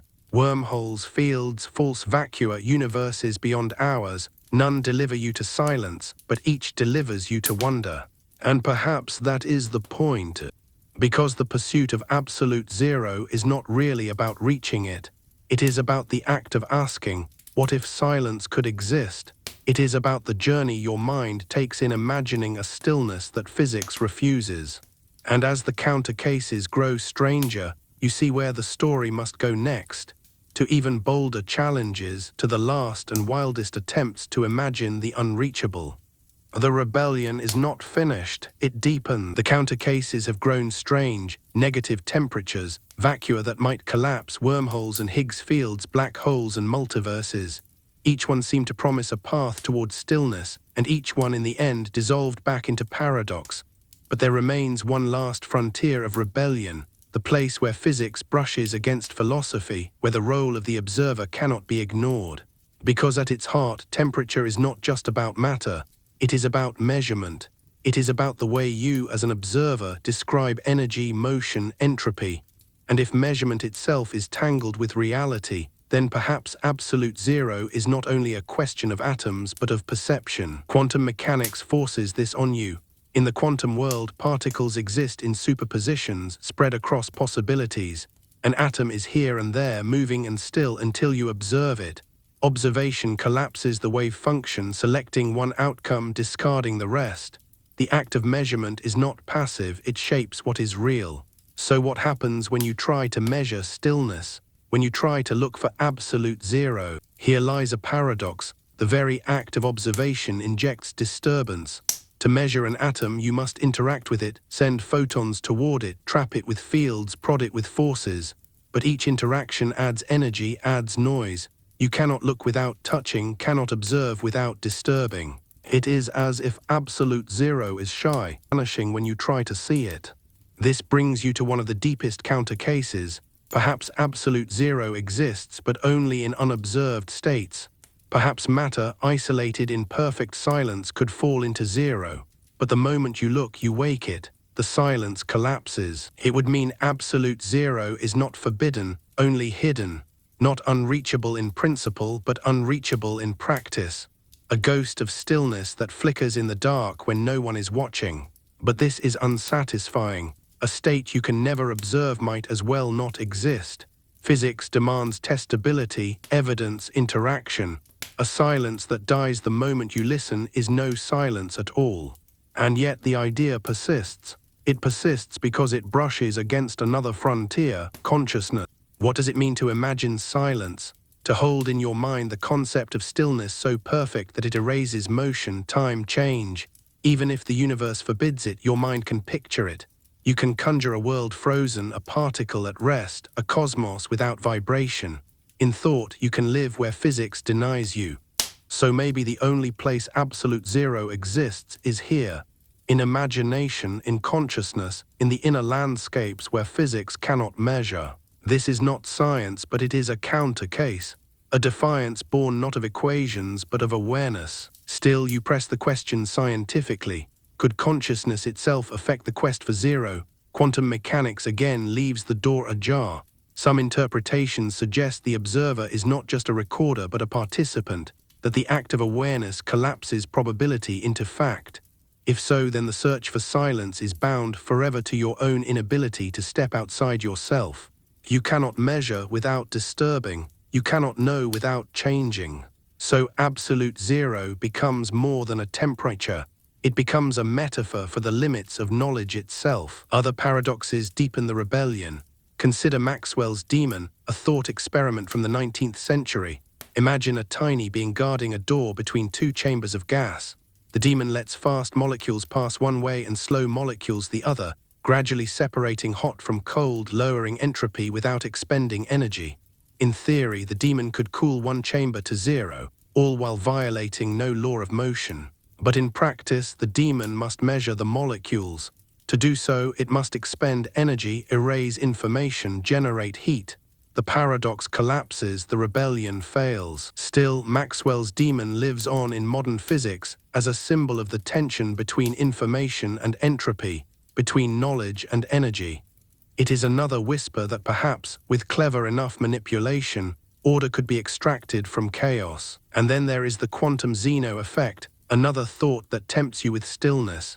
If you observe a quantum system continuously, you can freeze its state, preventing it from evolving. Watch an unstable particle long enough and it refuses to decay.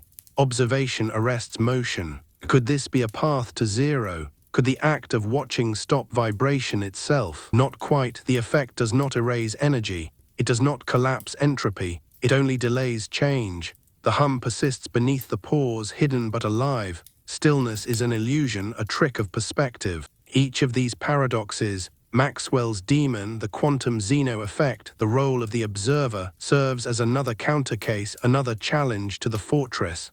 They show that the rules can be bent, twisted, teased into strangeness, but none of them break. And yet their value is not in breaking. It is in showing you how fragile your intuitions are, how slippery your concepts become when pushed to extremes. Absolute zero is impossible, yes, but the impossibility itself is a window. It reveals the entanglement of physics and philosophy, of knowledge and reality, of perception and existence.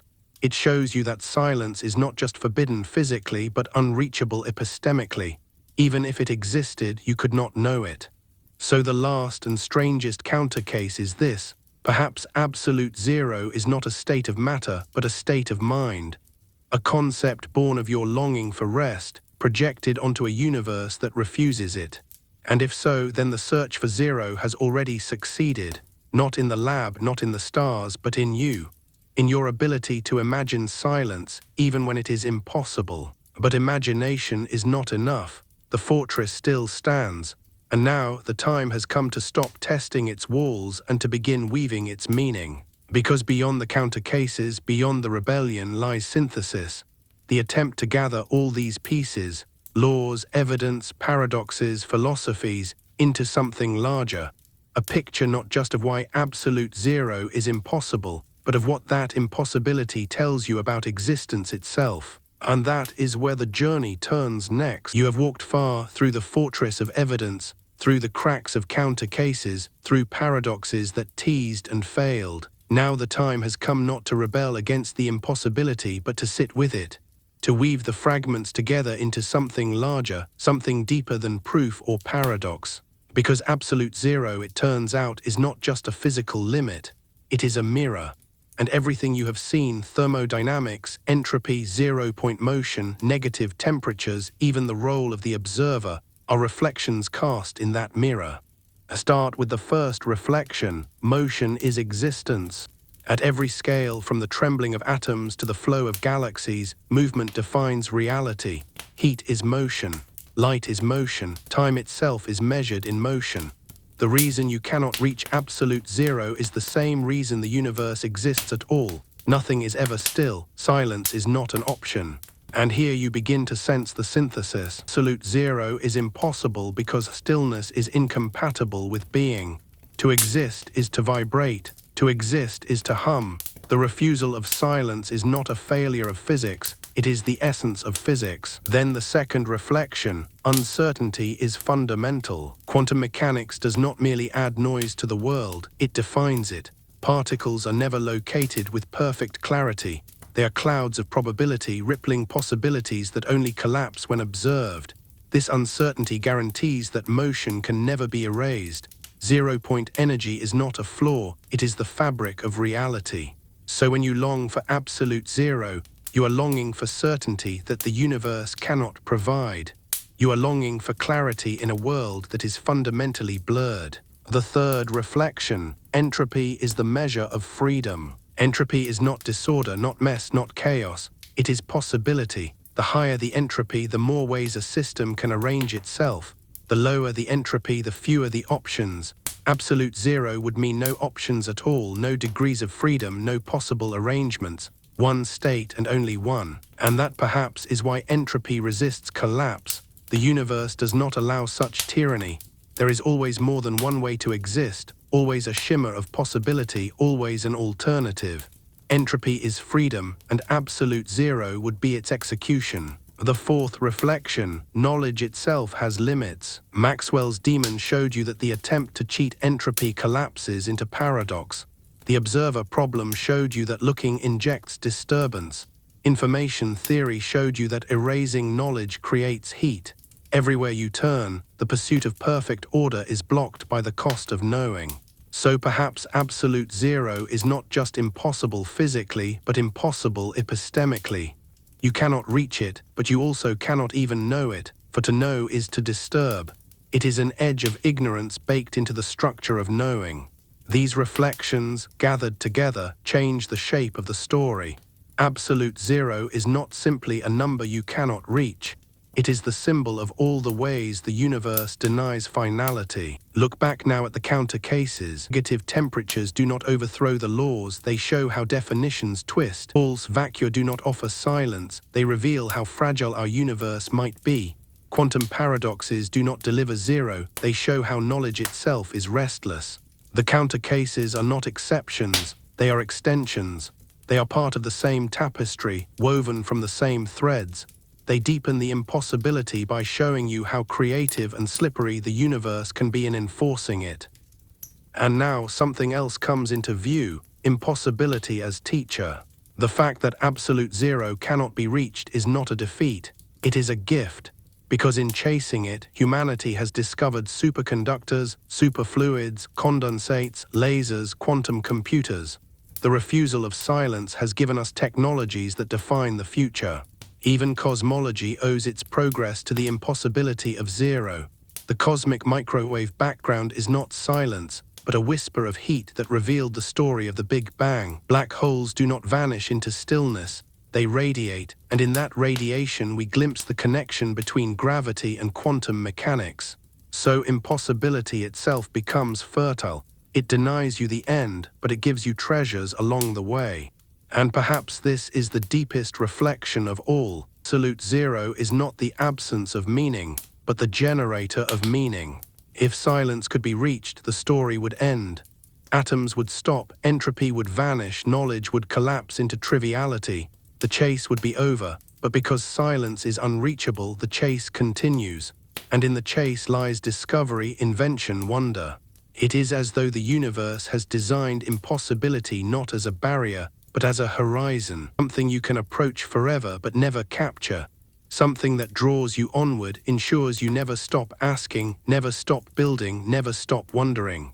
The horizon is not a wall, it is an invitation. And what of you, the observer, the listener, the seeker?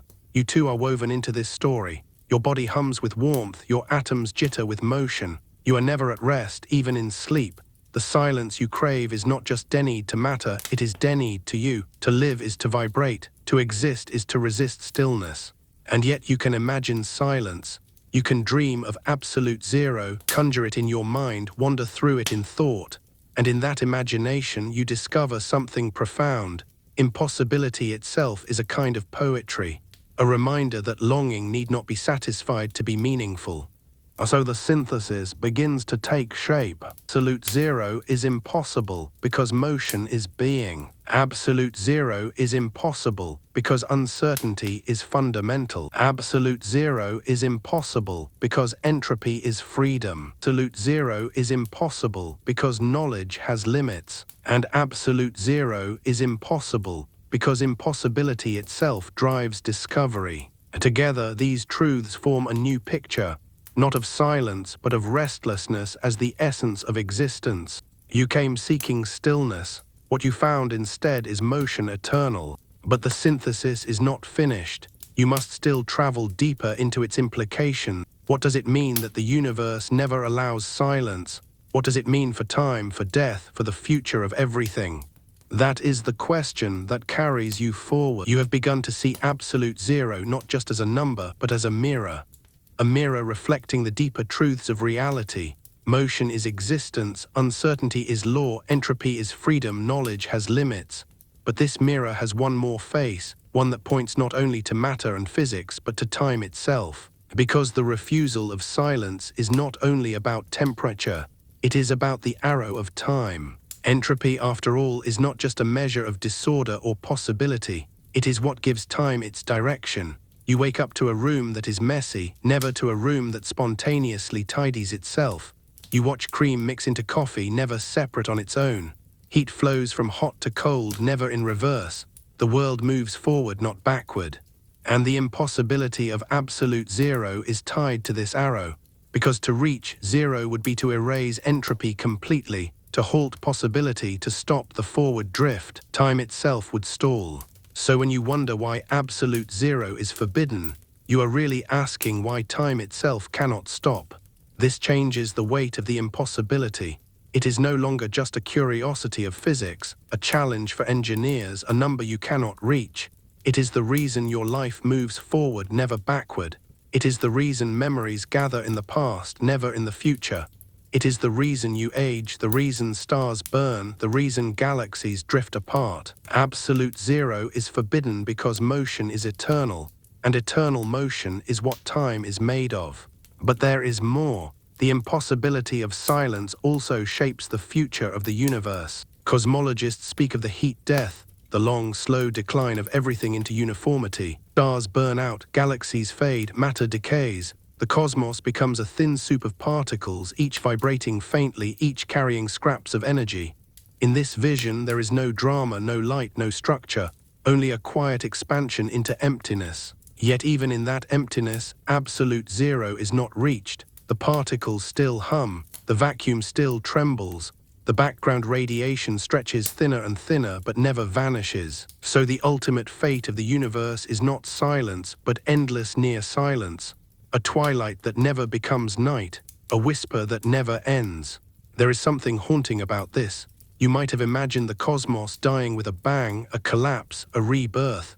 Instead, its end may be drawn out in infinite patience, a slow fading without closure. Absolute zero is denied even to the universe itself. And here the synthesis takes a human turn, because you too live in this refusal of silence. Your body is warmth, your cells burn with energy, your thoughts are patterns of motion. To live is to resist stillness. And when life ends, when your body cools and dissolves, even then the atoms of you still hum. They scatter, but they do not fall silent. The silence you imagine in death is as unreachable as the silence you imagine in physics. This realization unsettles, but it also consoles, because it means that you are continuous with the universe. Your restlessness is its restlessness. Your impermanence is its impermanence. You are woven into the same refusal of stillness. And perhaps this also explains the longing for absolute zero, not as a scientific puzzle, but as a human yearning. A yearning for rest, for finality, for the end of struggle. To imagine absolute zero is to imagine peace, but the universe denies it because the universe is not peace, it is motion becoming flux. And yet you can imagine it, that is your gift. You can conjure a stillness that does not exist. You can step outside physics in thought and live in the silence for a moment. Even though the atoms still hum, even though the entropy still grows, your mind can drift into the idea of absolute zero, and in that idea you find a kind of rest. This too is synthesis, science and longing braided together. Physics says silence is impossible. Philosophy says the idea of silence matters anyway. And so you arrive at another reflection. Impossibility itself is a source of meaning. Think of how often the unreachable defines you. You will never touch the edge of the universe, but the night sky is beautiful because of that distance. You will never live forever, but the awareness of death makes life precious. You will never reach absolute zero, but the pursuit of it has given you superconductors, condensates, new forms of matter, and new metaphors for existence. The unreachable does not impoverish you, it enriches you. And this is where the story of absolute zero ceases to be a riddle of physics alone. It becomes a meditation on the structure of desire, the nature of limits, the paradox of longing for what cannot be had. For the scientist, the chase is practical. For the philosopher, it is existential. For you, lying awake, listening, drifting, perhaps it is both. So when you think of absolute zero now, do not think of a number on a thermometer. Think of a horizon you can approach forever but never touch. A horizon that exists precisely so that you will keep walking.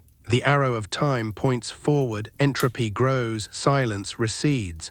But in the walking, in the becoming, in the impossibility itself, the universe unfolds its secrets. And perhaps this is the deepest synthesis of all, that the refusal of stillness is not a cruelty but a gift. It keeps the cosmos alive, it keeps you alive. It ensures that there is always more to see, more to learn, more to wonder at. So the impossibility of absolute zero is not an absence, it is a presence. The presence of motion, of time, of possibility. The hum of atoms, the glow of stars, the whisper of the vacuum, all of it exists because silence does not. And you too exist because silence does not. This is what absolute zero has taught you, not that the universe is empty, but that it is full. Full of motion, full of uncertainty, full of possibility. And still the synthesis is not finished. Because to truly embrace it, you must turn to the paradox of death and rebirth, of cycles and endings, of how the impossibility of silence shapes not only physics but meaning itself. That is where the journey turns next. You have seen that absolute zero is impossible not only because physics forbids it, but because existence itself is motion. And now, as the synthesis deepens, you begin to feel how this impossibility is bound up with life, how it explains resilience, creativity, tragedy, and miracle. Think first of life's persistence. Every living being is a pocket of motion. Cells churn with chemistry, proteins fold and unfold, DNA is copied and transcribed. Energy flows endlessly, sugars broken, oxygen consumed, heat released.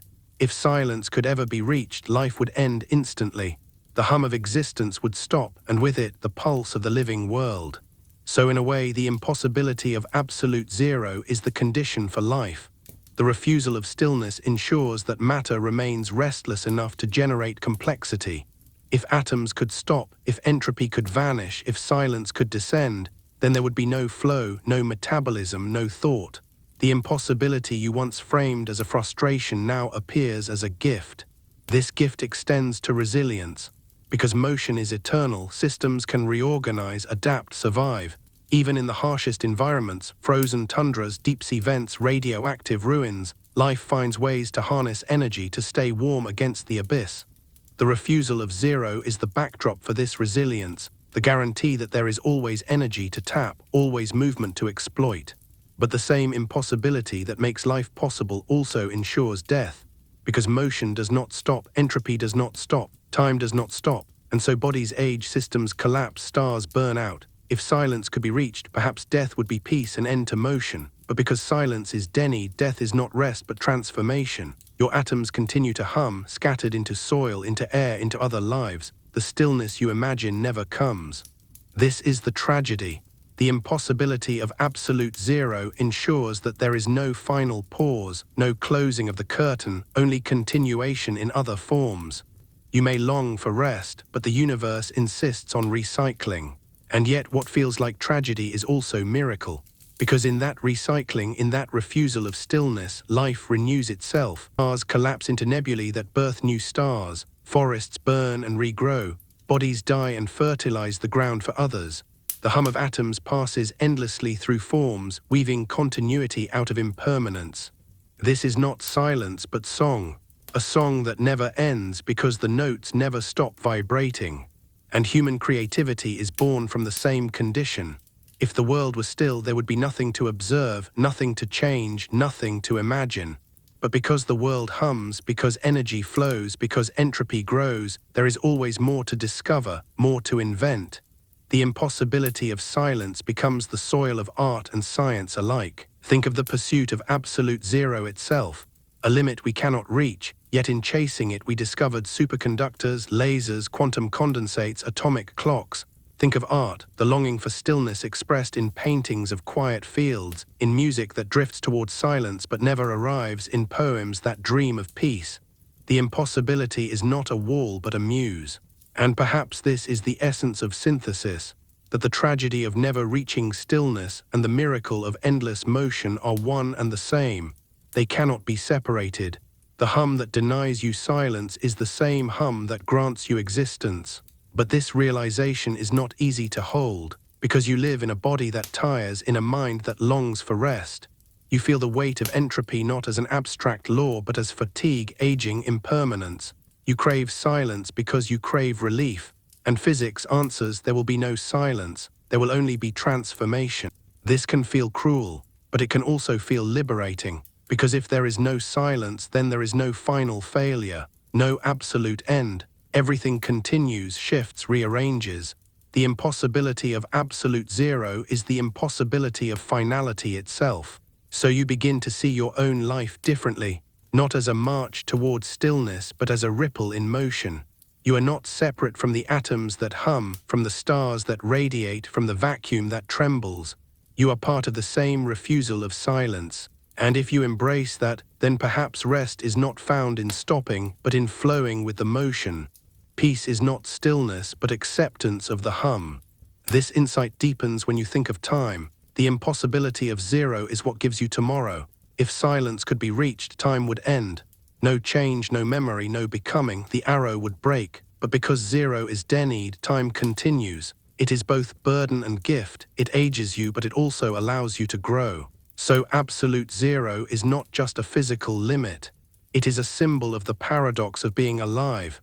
That you long for stillness but thrive in motion, that you fear entropy but depend on it, that you dream of endings but live in beginnings. And the more you reflect, the more you see how this paradox is woven into everything. Stars, galaxies, atoms, thoughts, all dance in the refusal of zero.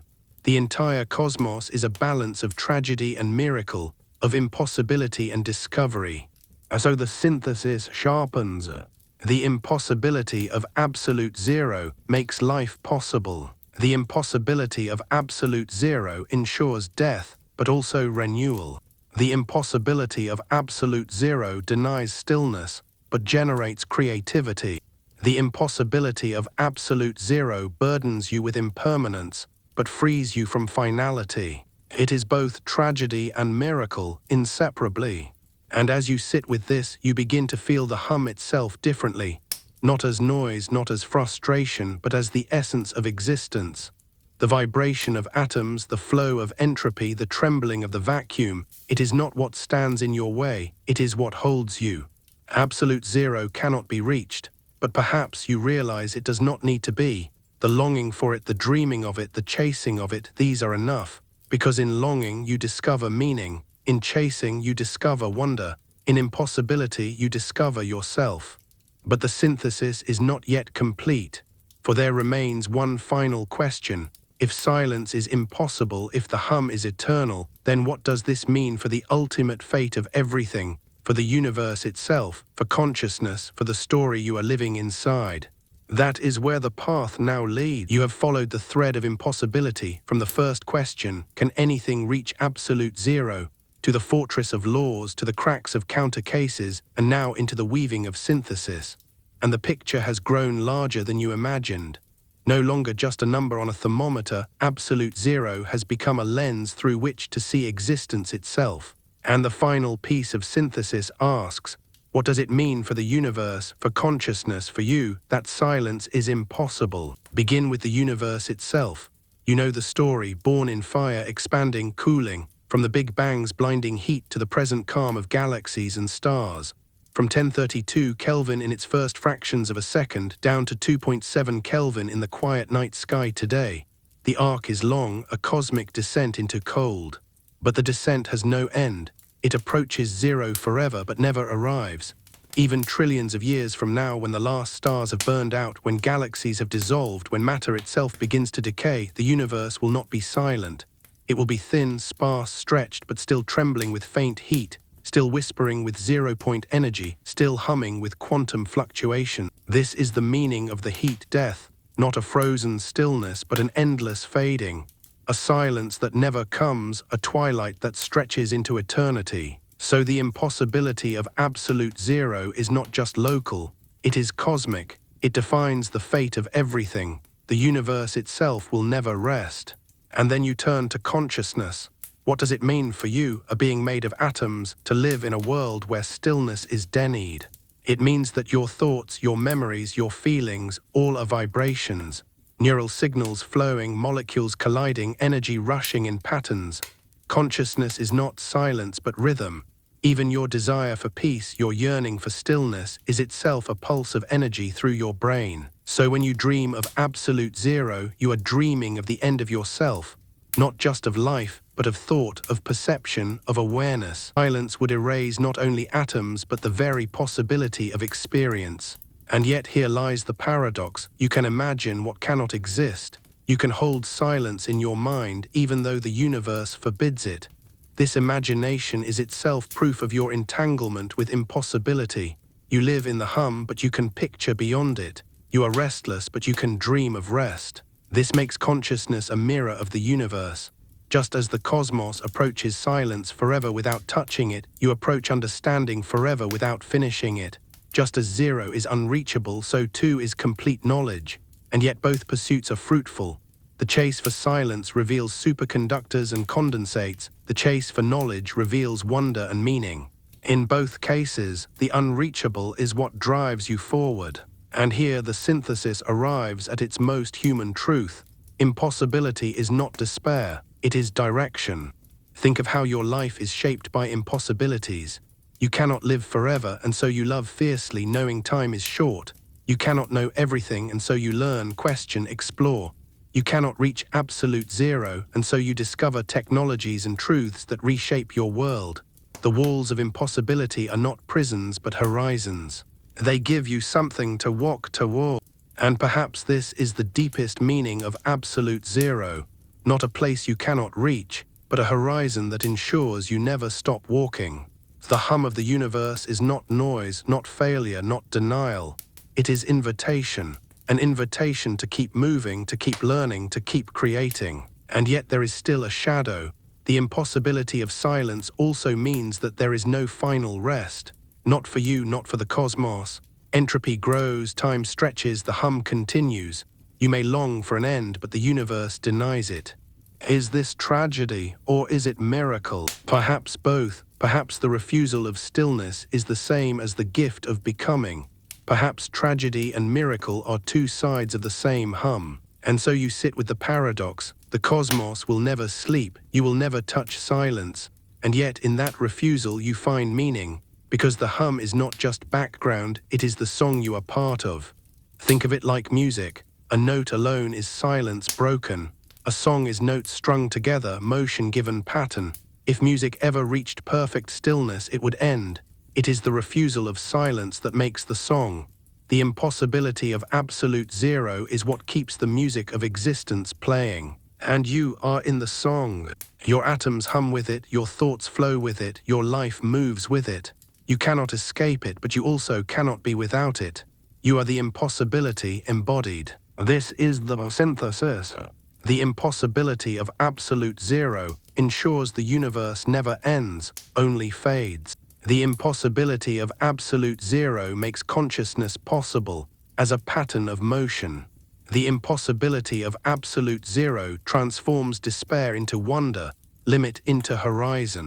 The impossibility of absolute zero means you are not separate from the hum, you are the hum. And perhaps that is enough. Not silence, not finality, not rest, but enough. Because if silence is unreachable, then meaning must be found in motion.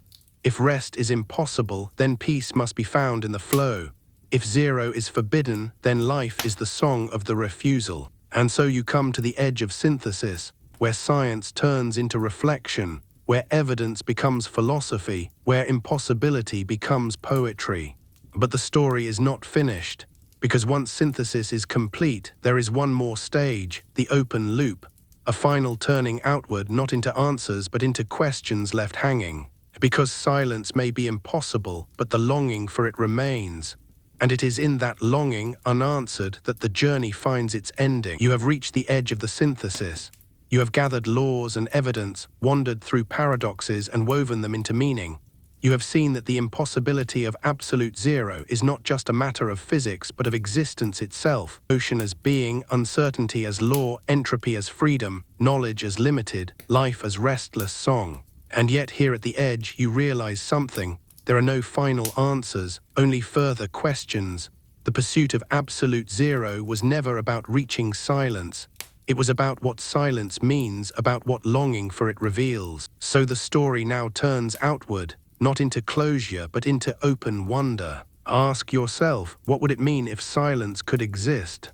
Not metaphorically, not imaginatively, but truly. Imagine a state where all motion is gone, all entropy collapsed, all uncertainty erased. A particle frozen without jitter, a universe without hum. What would remain?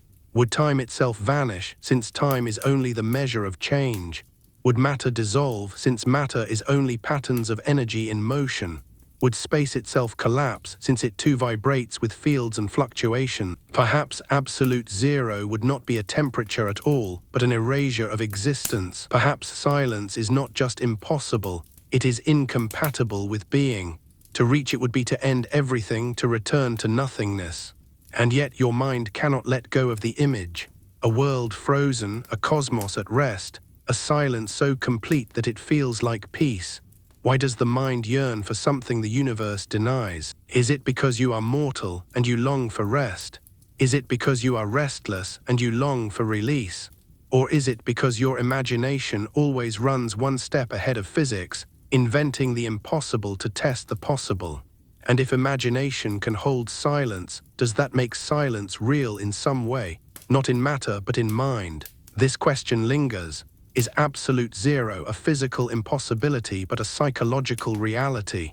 A place that exists only in thought, only in dream, only in longing? And then another question rises. What about other universes? If the multiverse exists, then there may be countless realities, each with different laws, different constants, different physics. Could some of them allow silence? Could some of them permit absolute zero not as an asymptote but as a flaw? Could stillness be possible somewhere else, beyond your reach but not beyond imagination? And if so, what would those universes be like? Would they be lifeless, since motion is the condition for life? Or would they host forms of being so alien you could not imagine them? Creatures of stillness rather than motion, consciousness built on silence rather than hum. You cannot know, you can only ask. And the asking is its own kind of journey. Another open question. Will humanity ever stop chasing zero? Even if the laws forbid it, the pursuit has already taken you unimaginably close. Trillionths of a degree, billionths, now brushing at the very edge of stillness. Each time the impossible recedes but discovery flourishes. Technologies emerge, insights bloom, mysteries deepen. So perhaps the chase itself is eternal. Perhaps humanity will always build colder machines, finer lasers, sharper traps, always shaving away another fraction, always reaching closer. Not because silence can be captured, but because the pursuit of it keeps opening new worlds. Will there come a day when atoms are cooled to the point where quantum gravity itself must be tested, where the hum of zero-point energy collides with the grain of space-time? Will there come a day when the refusal of zero reveals the final laws of physics, the true foundation beneath all motion? Perhaps, or perhaps the chase will never end, not because of failure, but because the horizon always invites. And then the question folds inward again. What does it mean for you personally to live in a universe without silence? Does it mean you will never find peace? Or does it mean peace must be redefined, not as stillness, but as harmony with the hum? Does it mean death is not an end, but a scattering, your atoms humming in new forms, your energy flowing in new directions? Does it mean life is not a march toward rest, but a dance within motion? You cannot know, but you can feel the weight of the question.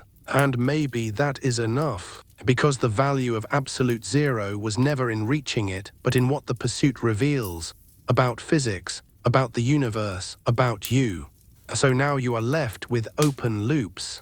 If silence were possible, would existence vanish? If other universes exist, could they host stillness? If humanity keeps chasing zero, what secrets will unfold? If peace is impossible as silence, what is peace truly? These questions do not resolve, they do not close. They remain suspended, humming like the atoms that refuse to rest. And perhaps that is the truest reflection of all. Absolute zero cannot be reached, and neither can final certainty. The universe is a hum without end, and so is thought. So you drift now, holding the questions, letting them echo. Not answers, but invitations, not silence, but wonder. And the journey has one more step, to leave you not with closure, but with a lingering note, an open loop that carries you into your own dreaming, your own silence, your own hum. That is where you will go next. And so here you are at the end of the journey, and yet not at the end at all. Because to speak of absolute zero is to speak of impossibility, and to speak of impossibility is to open doors rather than close them. You have walked through laws and paradoxes, through the fortress of thermodynamics and the whispers of counter cases, through the weaving of synthesis that tied impossibility to life, to time, to meaning. And now all that remains is the hum itself, the eternal vibration that is both denial and invitation. Listen to it. It is in the trembling of atoms. It is in the flicker of light that has traveled billions of years. It is in the breath you are taking right now, warm against the endless cold of space. The hum is not silence, but it is what you have instead of silence. It is what the universe gives you. And yet questions still linger, circling in your mind like comets around a star. If silence is impossible, why do you long for it? Why does the thought of perfect stillness, of absolute zero, feel so comforting, so necessary? Is it because you are weary or because you are human? Is it because you have been taught to think in terms of beginnings and endings, when the universe itself only knows continuations? And what if silence did exist somewhere beyond your reach? What if another universe with different laws allows rest? What if there are beings who do not hum, who do not vibrate, who exist in pure stillness? Would they envy you for your motion, your becoming, your endless flow? Or would they look upon you with pity, trapped as you are in noise that never ceases? You cannot know. The question remains unanswered. But unanswered questions are not failures. They are openings. They are reminders that the pursuit of knowledge is not about finality, but about deepening wonder. And so you wonder, when humanity has cooled atoms to trillionths of a degree, when superconductors hum with endless currents, when clocks tick with impossible precision, when black holes whisper with hawking radiation, what will come next? What mysteries still hide in the twilight near zero, waiting to be uncovered? Will we discover new states of matter, new laws of physics, new ways of thinking about existence itself? Perhaps, or perhaps the discoveries will never end, because the horizon will never be reached. And maybe that is the true gift, that there is always more. But there is another loop that refuses to close. What does it mean, for you personally, to live in a universe without silence? You will never touch absolute stillness. Your atoms will never stop humming. Even in death, your particles will scatter and continue their restless motion. Peace will not come in silence, but in transformation. So perhaps peace is not found in stopping, but in flowing. Not in reaching zero, but in moving with the hum. Can you accept that? Can you live in a universe that never rests, and call that restless motion beautiful? Or will you always long for silence, knowing it cannot come? That question cannot be answered for you. It can only live with you. And that is the point, because the journey to absolute zero has never been about physics alone. It has always been about longing, longing for silence in a noisy world, longing for rest in a restless universe, longing for certainty in a sea of uncertainty. The longing remains, the silence does not.